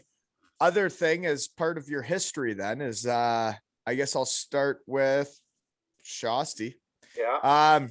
Richie's finally your captain now, eh? Richie, yes. Couldn't have a better guy as our captain this year. Yeah. Awesome dude. He deserves it. All he's done for the Devils. There's no one else we could have picked to be our captain. Yeah, like it's like someone had said he could have been the captain 10 years ago, right? Yeah, that's a good way to put it. So anyways, Steve, Brian, Kelly, got anything else to say about that? I don't know. Yeah. It's quiet kind of leadership is like it's been unreal, and especially in a year like this where we've had kind of another restart, right? All new players, trying to teach everybody about, you know, you got to win the league. It's not about getting the playoffs. You know, that's a learning curve. Yeah, it's a ton, right? And so you look at that guy, and it's everybody respects him. He works hard. He's a great player, and he's just an awesome leader. leads by example, and even though he can appear quiet, when he needs to talk, he talks, right? So, and everybody listens, and it's been unbelievable. And you're right, he could have been the captain a long time ago. He's awesome. And that's what someone said. It was like before even Marshy or like any of them, right? Like it could have been him, and it could have been him this whole time. And it's about time, really, but like everybody got to have their time. But like Richie should be the captain, and like you say, quiet leader. Like he doesn't have to say a lot because of what he does on the ice, what he does every day, what he does with his diet, what he does to prepare himself, what he does on and off the ice, what he does as a father, a husband. Like he's the perfect human. That's what they call him. That's what his best friends call him. I like it. Yeah. Well, the other thing we've heard too is from Juice, because Juice has never been in our league before. So he wouldn't know Richie. And so he wouldn't know him, and he didn't know a lot of things. And so Richie has just taken over, and he's handled a whole bunch of stuff, like even just little stuff like logistics on road trips and stuff. Like Richie knows everything. And, that would be hard for a new coach. Who would be dealing with that then? Because Lordo, was he not doing everything? Yeah. At one point. Yeah, and Katrina too. I remember when we were it was our first year, like he was preparing everything and organizing everything with the fan club, right? To get the little pasta boxes or whatever, right? Yeah, absolutely. Like he had our meals planned, he had the travel planned, he was doing her all. Yeah. And playing the games. First line right wing, first line power play, whatever. Yeah. It's fine. I was on the third line. It was cool. Didn't want to play with Marty. I don't believe you. Oh man. Okay. So seriously, how do you guys decide when and how to retire jerseys? And also, Batchy admires testimonials. That, like, how do you do all this with all this crap going on? Yeah, you really can't this year. Yeah. What's the point, right? You got to wait till you can really do her. Yeah. Yeah, you want big crowds, right? And you want and some of these guys, you want them to get what they deserve, right? Totally. Yeah, it'll happen. Mm-hmm. I think for jerseys, it's nothing that we've really ever talked about. Well, a lot of them, they're all still playing, really. That's something that may come up in the future, but it's not like we have ongoing discussions about jersey retirements yet. Yeah, we're not that old quite yet. For Marty, we got to see if Marty comes back first. That'll be a key determinant. I would think it's a pretty high probability. I mean, just hope so. Yeah, no, I agree. I hope so too. But I mean, why wouldn't he enter there? Good point. Yeah. Let's start the rumor here tonight. Yeah. Boom. Put it out there. Research team will see it tomorrow on Elite Prospects. Rumor. Yeah. Martin doesn't know we want him to come back eventually. He'd have to be a complete idiot, which he isn't. So he knows. Right? Oh gosh. Okay. Have you guys ever actually, Kelly, I don't think you have. Your first trip to Cardiff, you never hit Chippy Lane, eh? You did. You're muted. Yeah, for sure. No, you did. sure. You hit Chippy Lane. What'd you get? What'd you order? I like the smashed pea gravy. Oh dear, what the hell's that? Smashed pea gravy. Oh yeah, that doesn't sound good at all. Yeah, it's delicious. So I think Kelly likes Chippy Lane, but I have another story about Kelly. We were out on the prowl one night after a game, and we all decided to end it at Chippy Lane. And every now and then, especially back in the day, Kelly's wife Megan would get on him a little bit about his diet, and so she said, "Hey, like Steve, where's Kelly?" I said, "Oh, you know what? I thought he was right behind me."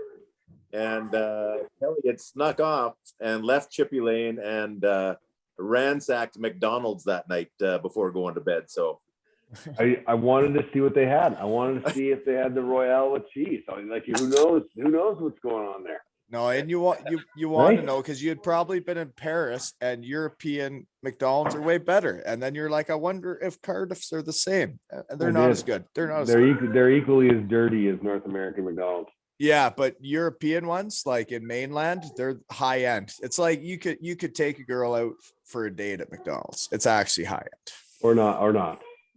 You could. You could. For classic. Oh gosh. Okay, what did I just ask again? I don't remember. Chippy Lane. Chippy Lane. Okay, Shostak, you ever been there? Oh, have I ever been there? Well, I'm not sure. I don't know. Oh, I've been there lots. I could make it there in my sleep. So what would be your order if you were there tonight Oh, after we're just done with Shed? just the basic chips with gravy, just simple. So I heard about people putting beans on that. You wouldn't do that. Beans, no. Cheese? No, just simple gravy and On chips. okay. Easy order. It's not too confusing. Okay, Steve. Yeah, I'm kind of with Shotty. Like I like a lot of different things. So like I've tried the curries and stuff on there. That's pretty good too. But you know, for me, fries and gravy, that takes me back to old school youth. Now I'm going to tell another Chippy Lane story. Our worst Chippy Lane story is we were at Chippy Lane one night after we lost to Belfast in the Challenge Cup finals at home.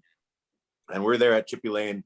And then here comes Adam Keefe walking down Chippy Lane saying, "Hey boys, how's your night going?" Like, fuck off. Yeah, you don't need that at that time. No, He's that'll actually, ruin your whole Yeah. experience. He was actually a really good guy. We had a fun chat, but yeah. No, he is a good dude. I met him at Doug Clarkson's wedding. If you're at Doug Yeah. Clarkson's wedding, you're a good dude in my books. There you go. Yeah, I can imagine. Right? Brian, you've been there then? Not more than once, right? You don't get a body like this by walking past Chippy Lane too many times, right? Well, So, I like you guys probably did it late night after games. I do it midday, right? Like straight up because I had kids. I never got there late night. I'd go right midday like a sicko. Pre-game meal. Well, if I had to. Yeah, I go fish and chips, heavy on the malt vinegar, lots of salt. Is that right? It. Yeah, that's gravy. Like, yeah, I think the British chips are very good, but I think it's malt vinegar. I think gravy is. You're right though. The fries over there are good, but yeah, no, okay. Always curious what people would order. I was trying to find it on my phone here because I took a great picture when we were there in September from Chippy Lane. It was just Brian and I, and I have a picture of a well-worn Brian Parker with his box of chips and gravy, giving Ready to Shostak go? a one-finger salute. That was the hey Shostak, wish you were here. Yeah, I get those texts when I'm not there. Trust me. I couldn't imagine missing the trips when you guys go and not getting to go. That'd be horrible. And the guys who aren't able to go, they hear about it. Trust me. Oh God. Well, yeah, that's what guys do. Yeah. Yeah. Yeah, that's what you're supposed to do to convince them to go the next time. Yep. Okay, well, I don't know what else to talk about right now. Okay, have you ever been to playoff weekend? Well, speaking of trips that these assholes don't go on, so the Cardiff Devils have never won the Grand Slam. So we had already won ever. So we had already won the Challenge Cup. We had already won the league. We won our conference, and we were in the Final Four playoff weekend in Nottingham. So of course I went, because I actually love the Cardiff Devils, and none of these other assholes went. And sure enough, we end up losing in triple overtime. Who knows? You need commitment. You need commitment from everybody. If these guys were there to support the team, it probably would have made a goal difference. You're right. Pushed them over the edge. I love that weekend though. That was like that Nottingham playoff weekend is something else, isn't it? It's amazing. I couldn't, yeah, because our first year we didn't make it there, right? So I had never been there as a player, never will be. But then the next year, I went as the pregame speaker, and yeah, it was to see what the fans do and the passion for every team. And like, you show up at the rink and there's hundreds of people in every different jersey you could imagine, right? And the pubs are just filled with all these hockey jerseys and hockey fans, like From different teams, and they're all just amazing. mingling and hanging out, and drinking beers and getting along. It's like what the Shed wants. It wants the hockey world to come together, and that's like what they do that weekend, right? They do. Oh, So there's like, I missed like one trip in the history of Cardiff trips. It was the playoff. So Steve's That's gone Steve to talking one about- more trip. So no, but I've actually been on multiple more trips. So in fact, I've probably been over to Cardiff more times than he has. I went to Lausanne. I don't recall seeing Steve there, but whatever, you know. No one's keeping count. But this one playoff weekend, Steve wraps that up. It's like going to Disneyland. It's like going to see, I don't know. Because of the Grand Slam, when Like, he no, doesn't it's know scary. whether or It's not like- it's going to It's happen. all wrapped in all of it, right? So, but whatever. So Yeah, that's the fun of it, right? Like these trips are awesome. The team's great, the fans great, and then the camaraderie with us owners and all going over, and that's what makes it just huge, right? We just have such a great time going over there. No, I couldn't Yeah, imagine. I couldn't imagine how much fun you guys have. my favorite part of this whole thing is that because of that trip, so Brian has Brian's wife Sharon is born in Glasgow, and so they go over there on family trips every now and then, and so he tries to do a Devils game while he's there, and so because he missed the biggest weekend in maybe Devils history, he has tried to convince everybody, and especially me, that this mid-season away game in Guildford that he went to that I didn't is just as important, if not more important. Well, if you've ever seen a hockey game in a swimming pool, like, it's fantastic, right? So, yeah, so that's the to and fro that you have, right? But it's good. It's good. You just don't want to miss a trick. They're all good. I'm going to go off topic here a bit, Kelly. I'm going to get you back off mute, get you back involved here, because the research team was hot. And when I saw you were a hockey player, played for the Victoria Salsa, couple guys I played against on that team, the goalie Sigalette, right? That guy was, he was up for the Hobie Baker.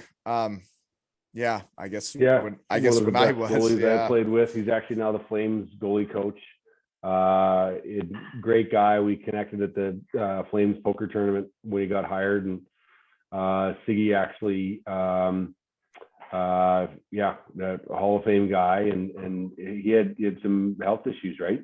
MS. Yeah, he had. I didn't want to say. I wasn't 100% sure, but yeah, had MS at the end of his career. It was But, when I a was in spectacular college goalie, against him. spectacular guy. Yep. Yeah, he was a couple years behind me. Went to Bowling Green, had a great career there, and I bet he would have. Well, I don't know if he ever got any games with Boston. I know he had one real good year with Providence in the American League. But yeah, awesome dude, and yeah, he's here now, taking care of Markstrom and making sure the Flames goalies are as good as they can be. Oh, that's cool. Cause yeah, no, I remember him from college because we were both having good college seasons, and he had MS, and they were pushing for him because he was having such a great season. I couldn't imagine what that's like. And thank goodness he's doing so great now, eh? Yeah. Okay. Anyways, I just had that on the notes and I didn't want to forget about it, eh? Just like the raffle at www.aileshockeytales. No, what's the website? aileshockeytales.com. There's a raffle for one of my jerseys that are just getting made this week. They'll be done. Awesome. Yeah. Pretty exciting stuff around the Shed. Do two-time Shed visitors get a free t-shirt? Free? Well, you might have to pay for shipping, but yeah. That's where the money is. We would need to have money coming in to just send that out for free. Okay. We got to fair. cover costs. we got to cover costs. So yeah, shipping. Yeah. But yes, no, I'd love to send you a hat and shirts, which will be coming in any day now. So that'll probably be my last order on my own of doing my own thing. I have a guy in Cardiff built me a website, Devils fan, built me a website, and now he's putting together a shop which will make the sweaters, shirts, hats, and all this stuff, and you just buy it off my website. So then I don't have anything to do with it. All the merch. The merch. Yeah. So I'll just stay out of it, and I'll stop just getting stuff sent to my house in boxes and trying to peddle it, you know? Good man. So thanks to Sean Collins and Lee Friedman for making all the posters for us, you know? The design, man, they're amazing. Yeah. But seriously, the EIHL fans, those people are incredible, aren't they? Like that Nottingham weekend in the playoffs, like I hope they get back to that, because seeing those fans and how much they love hockey, and like, to be honest, all the fans and yeah, all of us players, where everybody's a little bit weird, but like how they have something to come together to and be a part of, and they're all on their own team and they have that, but then they also have all these other EIHL fans, and like they are a family. Like it's a big group of fans that are a family that show up every year and they just get after it. I feel like it's going to happen this year. I think because it'll be end of April, because we're almost a month later this year than we have been in the past. So it should be like right at the very end of April or early May even. And, I got to think things will be better by then. And I think if it happens, it's going to be the biggest one ever, because the fans just, like, I feel the same way. Like even when another team plays in the league, which I usually hate, I actually get excited for them now because someone's playing a game. Yeah. It's insane. I can't imagine. And then like with teams just stepping up to play another team, like they just had a practice and then it's like, okay, let's go play that team. And it's it's kind of like old school. It's been awesome. Yeah. Like Coventry, I think they found out about a game they were going to play against us same day, and they hopped on a bus and came and played us. Unfortunately, they beat us, but that's what happens, right? That's the hockey gods. Those guys were willing to step up. They go in loosey goose. They got nothing to lose. Cardiff has everything to lose every game, because now you guys have built it up to what it is now, that every time they lose a game, it's like the end of the world. But that other team came in and it was like, well, we're playing Cardiff. We got nothing to lose. Let's just go play and see what happens, because whatever.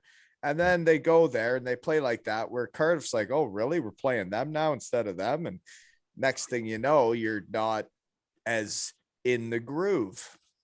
Yeah. As they would say. To your point, though, it's awesome that the guys have been so flexible and able to move things around and keep it going. Because if we're not playing games, we're not good as a league. So it's been a really interesting year. Well, and the guys setting all that up, right? Like Lordo getting all those lunches and everything done for us, and the travel, like the people putting in the extra hours to make those games happen, and to the logistics and the bus trips and the making teams get to where they need to go and put on a game. Good work, right? Yeah, huge. You know what? That brings up a good point we haven't talked about yet. Is Katrina that works with Todd at the Devils. Like Todd is like Mr. Everything, but Katrina is Miss Everything. She handles stuff. She handles everything, all the fan stuff, season tickets, walk-ups, sponsors. Like there's nothing that Katrina doesn't touch. We'd be nowhere without that lady. Yeah. 100%. I remember when you guys hired her, she was like a volunteer fan when I was there, and then you guys hired her right when I was leaving, and I was like, yeah, that's a good hire. Well, she's ridiculous. Yeah, and she loves the Devils, right? And that's like, it's like the people that have helped me with what I got going on. It's like they love the shed and what I'm doing, and they'll do it for free. And it's like, well, when people love what they're doing, it's way easier to deal with them, right? Absolutely. Well put. Okay. Kelly, I don't know if you ate in Cardiff. Do you remember your favorite restaurant in Cardiff? Because I'm going around the table. Oh boy. No. Yeah, don't worry about it then. Brian, favorite restaurant in Cardiff? That Italian place. What's the name of it, Steve? That's Todd's favorite place there. Oh, shit, what's the name We of just it? ate there. Like in Cardiff, downtown, or where? Yeah, downtown. On Right in that city center. on that walking mall. We ate there just like 2 months ago, and it's like a family-owned place, hole in the wall almost, but it's like a Cardiff institution. They have a couple other restaurants too, I think, but Yeah, they have 2 there, I think. I think I heard of it, but never ate there. It's a hole in the wall, small little one. yeah, And like, it's the Kelman family's favorite. Yeah. it's awesome. Like They have a beautiful outdoor patio, like when the weather's half decent. Yeah, I'll Google it while you're going through the other guys, and I'll see the name of it. But it's awesome. It's awesome. Okay. You know what? You go to any of those, really, all the restaurants there we've gone to, at least that I've gone to, have been really good. Down by the bay is awesome. There's some great spots down there, being on the water. They are great, but most of them are chains, right? On the bay? No, I don't think so. Are they chains down there? I wouldn't, I wouldn't know. There are some great restaurants. So that was my favorite part of living in Cardiff, was being right at the bay, walking down to the water with the kids and having restaurants and like eating on the water, and like everything's better on the water, right? Yeah. Steve, So, same place? No, well, I do love that Italian place, but just to be different, we've had some really good feeds at Miller and Carter's, the high-end steak joint, right in city center there. They got really good food, good wine, and yeah, that's a good place. A little expensive, but it's awesome. Yeah. Okay. I didn't really eat out much. I went to Magic Wrap a lot. I think we got 50% off. Serious. Yeah, that place is called Giovanni's. It was Giovanni's. Giovanni's. That sounds like it. Yeah. Feel like I've heard of that before. Hey Wally, were you there when we had Ken Picton hair salons as the sponsor? Yeah. Yeah. Oh yeah. I was getting my hair cut there. Yeah. It never looked so fresh and so clean. Did he make you look like $1 million? Because that's what I looked like I was from Wales. I thought you were going to say London. Well, yeah. No, I didn't look like I was from Elmira. It was a little different than well, I wouldn't say that. It was the haircut I wanted and it looked normal, but the way they put the product in when I left the store, I was like, that's not me. Yeah. you know what I mean? Oh, Yeah. He's been a sponsor, I think, from day one. No, he's a great dude, and they were incredible. They'd give Colby haircuts. Lisa went there. They've been incredible. The haircuts were awesome. I don't put product in my hair. I just put a hat on, right? So it just looked a little different than normal. Hairstylist to the stars. But he is, right? Like he is like a world famous hairstylist. Oh yeah. And I remember going in there, you get a water or like a drink while you got your hair cut. It was incredible. Sweet. I wonder if he advertises that he's cut the hair of the owner of the shed. I don't think so. I don't think anybody's promoting that in the hair industry. You know? Good point. With that hat, I actually see any here. You know what? One other time I saw you guys and we hung out was we were at the World Cup of Rugby. That hotel, we went for a brunch there. You guys showed up and Team Canada Rugby was there, right? Yeah. That was amazing. What a weekend. A spectacular trip like that. You guys have had some tough ones over there, eh? Yeah, so the World Cup of Rugby. So we watched Canada get its ass kicked by Ireland, but still was an incredible experience. Watched Wales play Uruguay and win, and watched Devils games in the evenings. Like it was tough day, right? Right. Awesome. I remember we were in our hotel basically right across the street.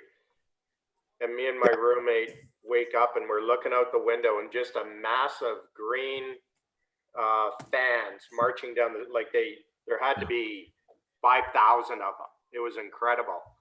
And that's who Canada was playing that day, was Ireland. They just took over the city. It was crazy. Well, I remember, like, I had the young kids, but I had to go do something for school or graduating or whatever.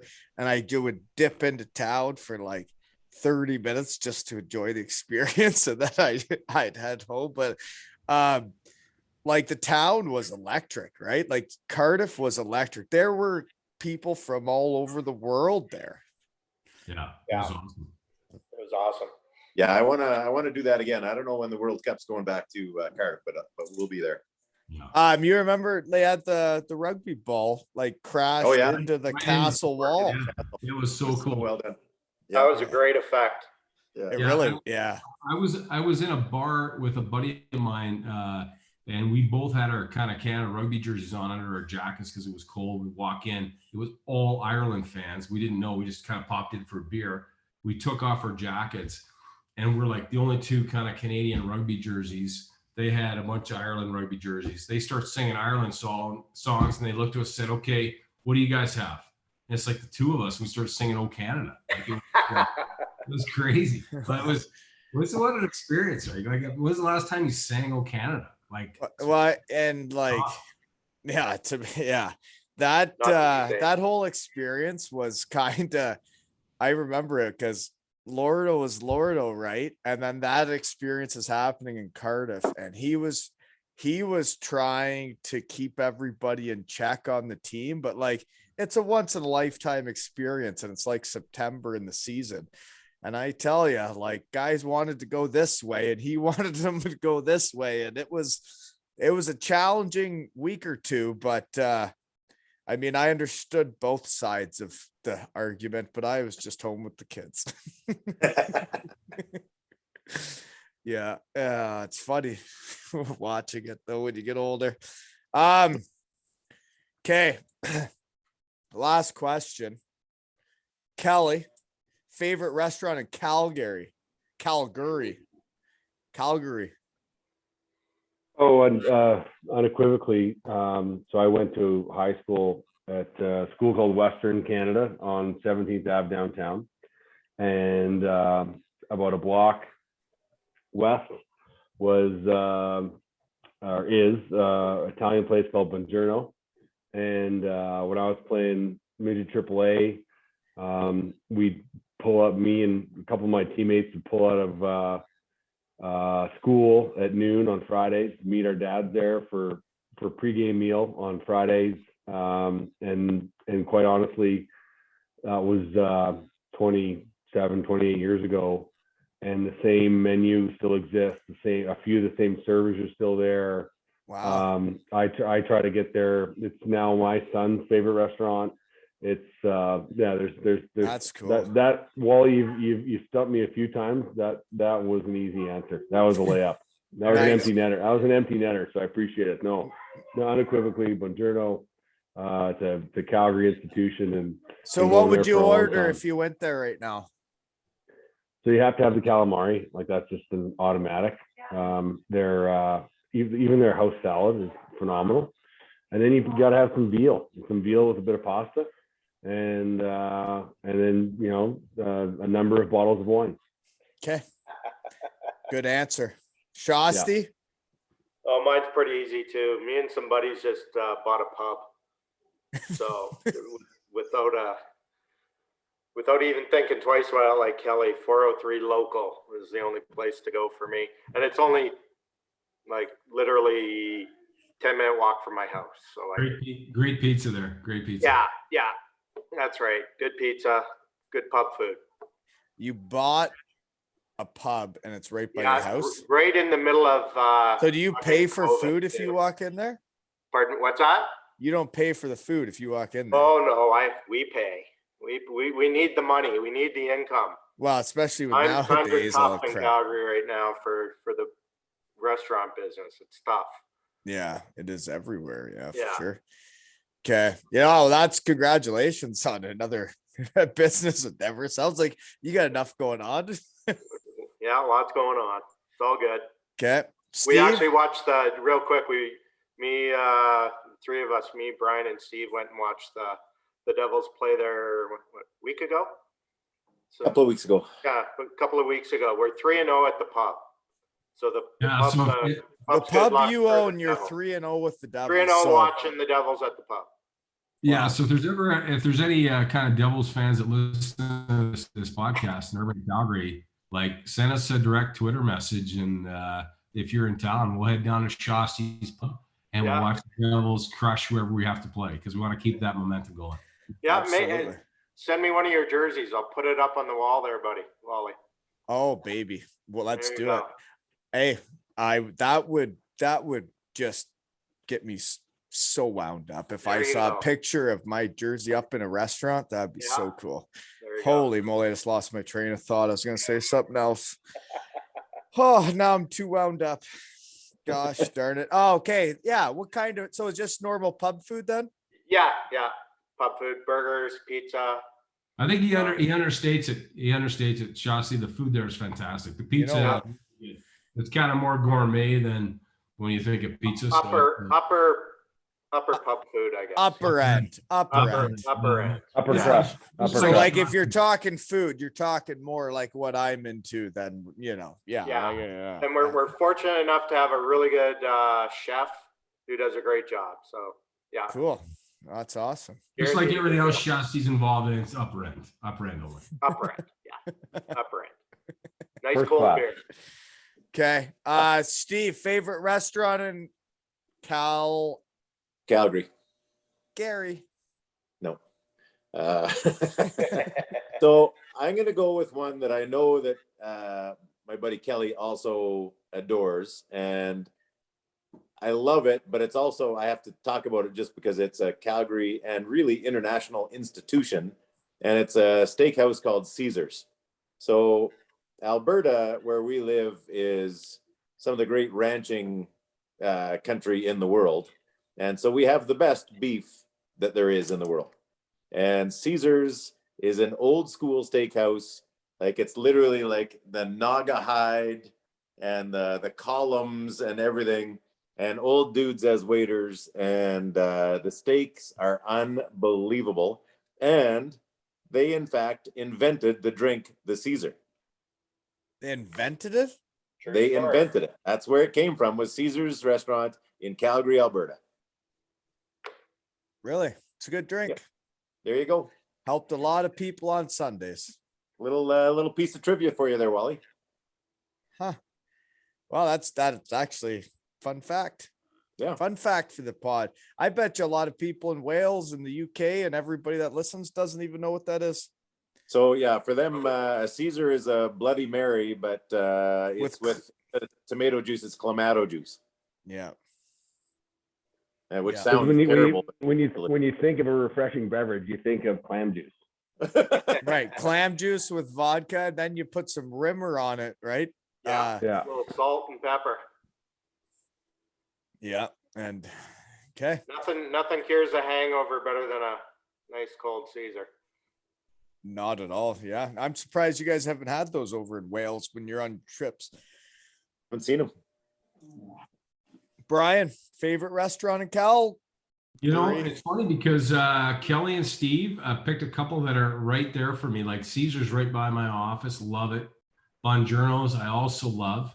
But, I have to make a confession, which is, it doesn't really put me in a very good light. But I don't know if you guys have like Google timelines where it says, what you did the prior year, where you visited, all that kind of stuff.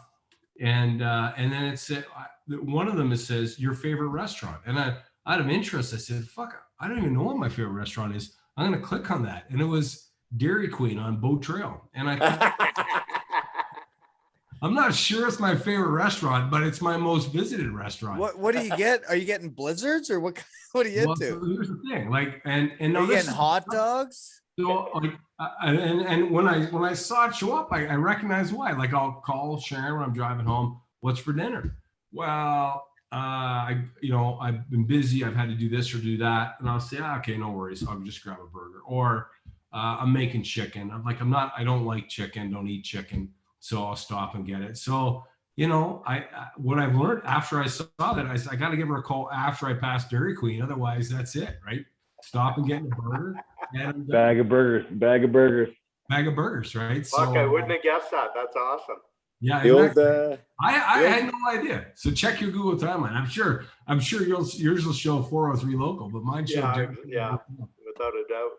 the old peanut butter parfait on the way home. Fantastic.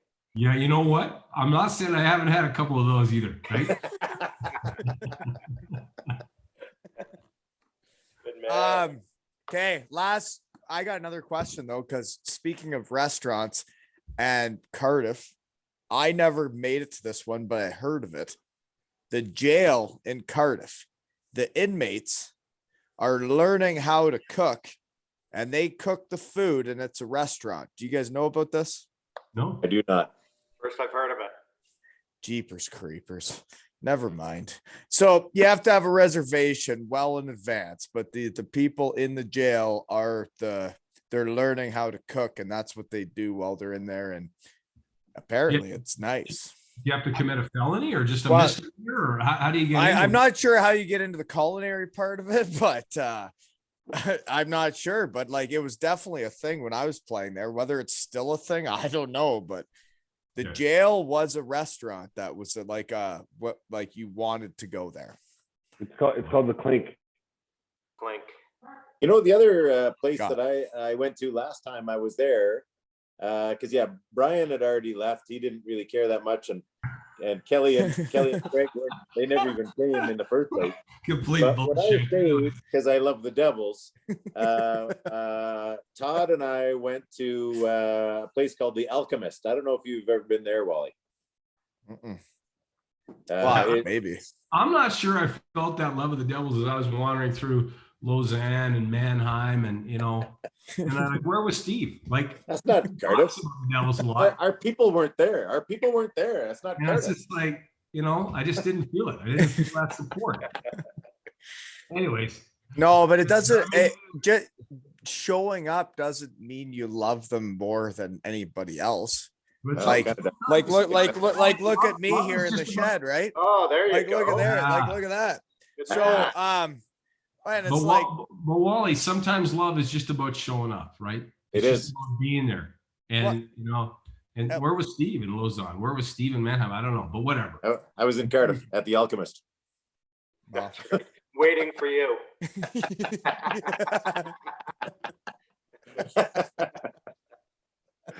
Oh man. Welcome to our shed, Wally. No, I understand. And Kelly, you only got like I'd say 10 more years so you can enjoy being an owner of the Devils.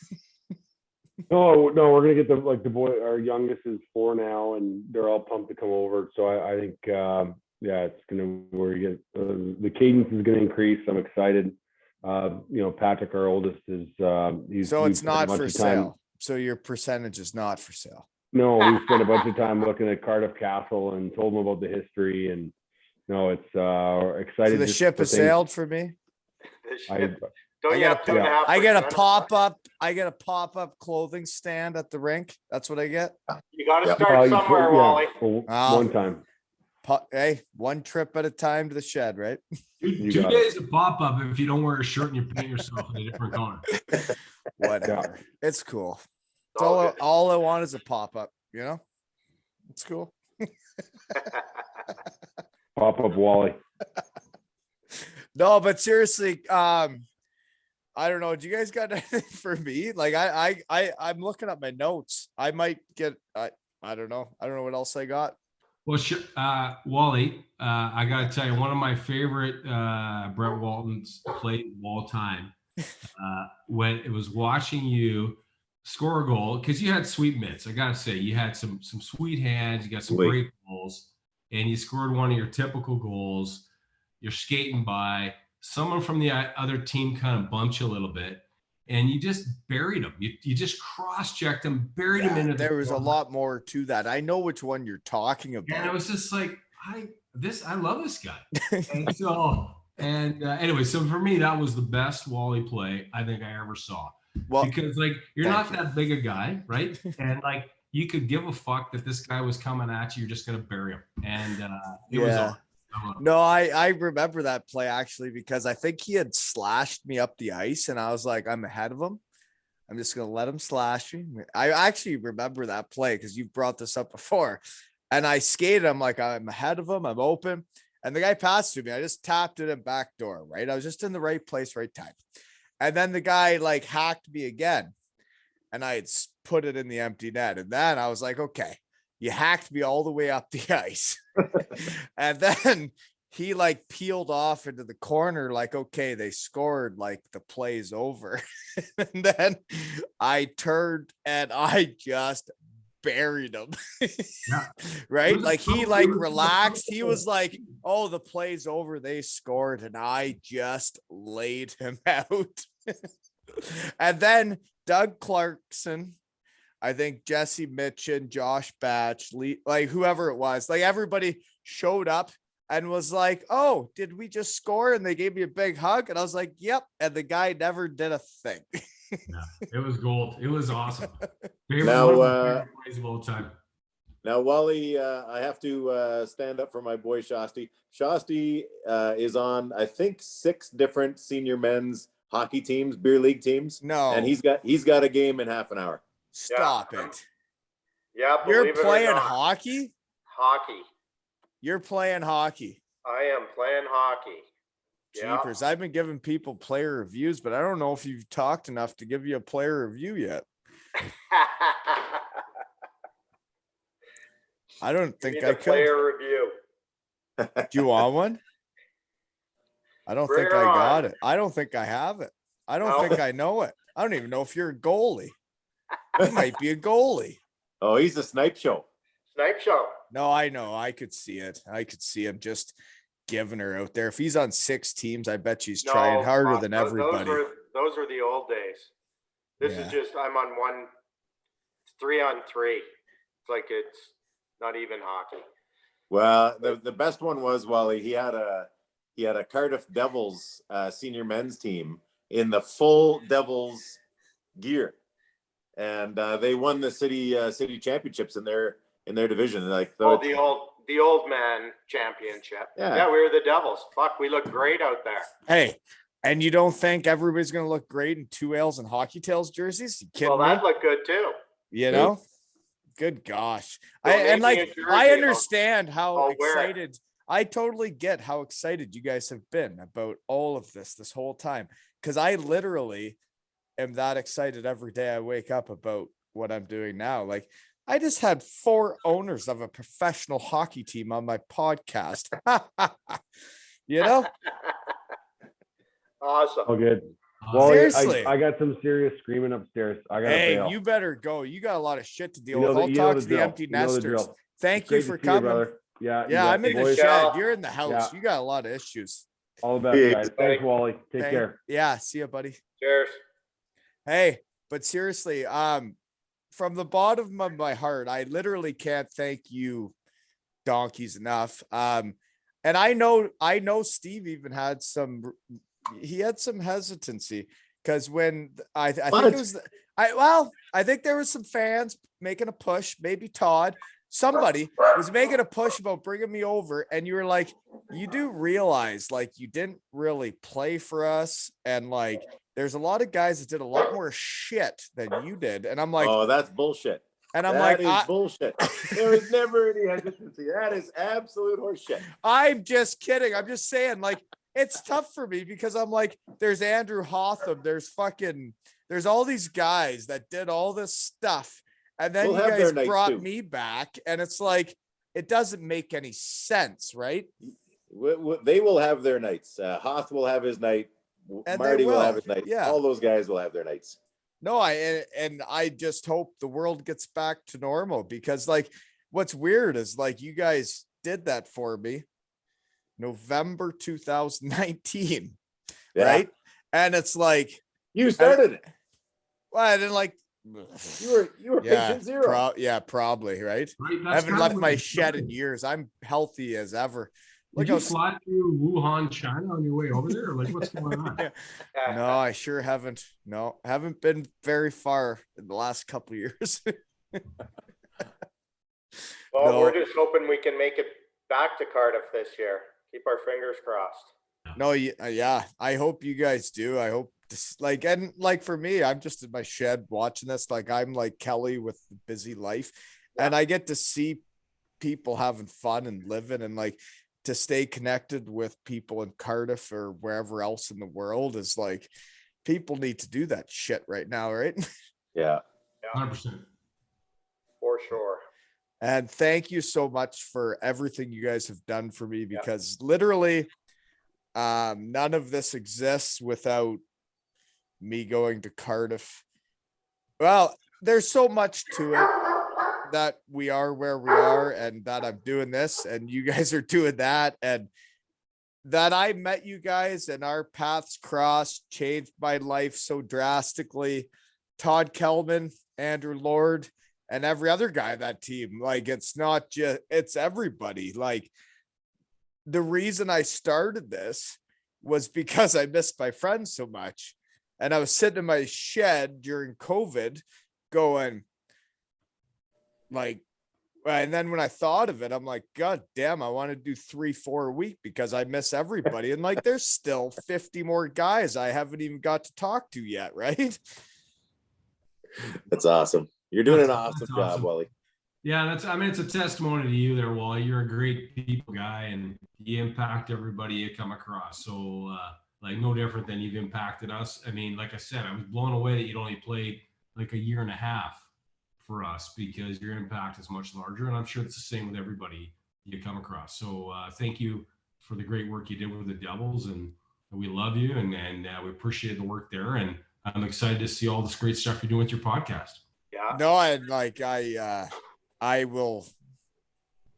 I'll fly the Cardiff Devils flag forever. Like, when you guys are in charge and when Todd's in charge, man, you guys changed my life drastically. And the way you guys handled running a team, the way you brought back the love of the game for me. And then when I got hurt and all of it, I can't thank you enough. And then, you know, you go through your 5 years of like adjusting to the real world and not being a hockey player. But then it was that season in Cardiff, and it was being brought back over to Wally night. It was literally all of that combines to like, I just want to come out here and like be who I used to be and like remember it and talk to you guys, because there's so many great memories that I want to relive. Right.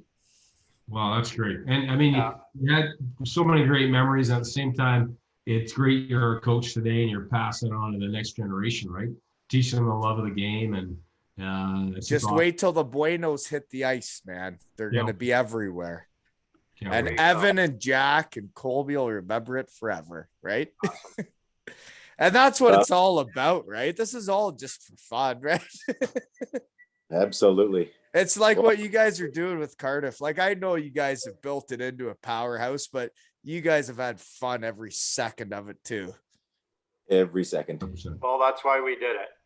And that's why I'm doing this. And I totally get it. And man, I'm happy I found my thing and you guys have your thing. Yeah. I'll try and get Kelly's 2.3 later. Yeah. Wally, my son James is between school years, and so he spent 3 months in the fall working for the Devils in Cardiff with Todd, and so I love the fact now, just like you and Colby, like to see James like just drinking in the Devils Kool-Aid and just loving what he saw over there. It's so awesome. Well, it's a family, and there's so much more to it than like just being a hockey team. And that was the big blue tent. That was the people in the arena. It wasn't just an arena. And those people just moved over to the other arena. I mean, there's still the same people, right? You just brought more. Seen those big dudes though. I don't know. I don't know where they went. They gotta Yeah. be there somewhere. We're gonna have to put out a little search warrant Yeah. for him. Yeah. Man, no, but yeah, that's all I got for you guys. I mean, I don't know how long we've been going. You guys are empty nesters. I You gotta probably have hit the nothing going road, on. Wally. Do you? Oh, you got to Yeah. play hockey, eh? You got to Yeah. play some. Top line left winger or center? You're just Keep giving doing it. what you're doing. Yeah. Center, Yeah, for sure you are. dishing the puck. You're Yeah. doing a great job, pal. Keep her up, man. Okay, buddy. Thank you. And Yeah. thank you See for ya. everything. See you, Bye. buddy. Yeah. But seriously, guys, this has been another episode of Two Ales and Hockey Tales with Shosty, Kiger, and Parker. See you, man.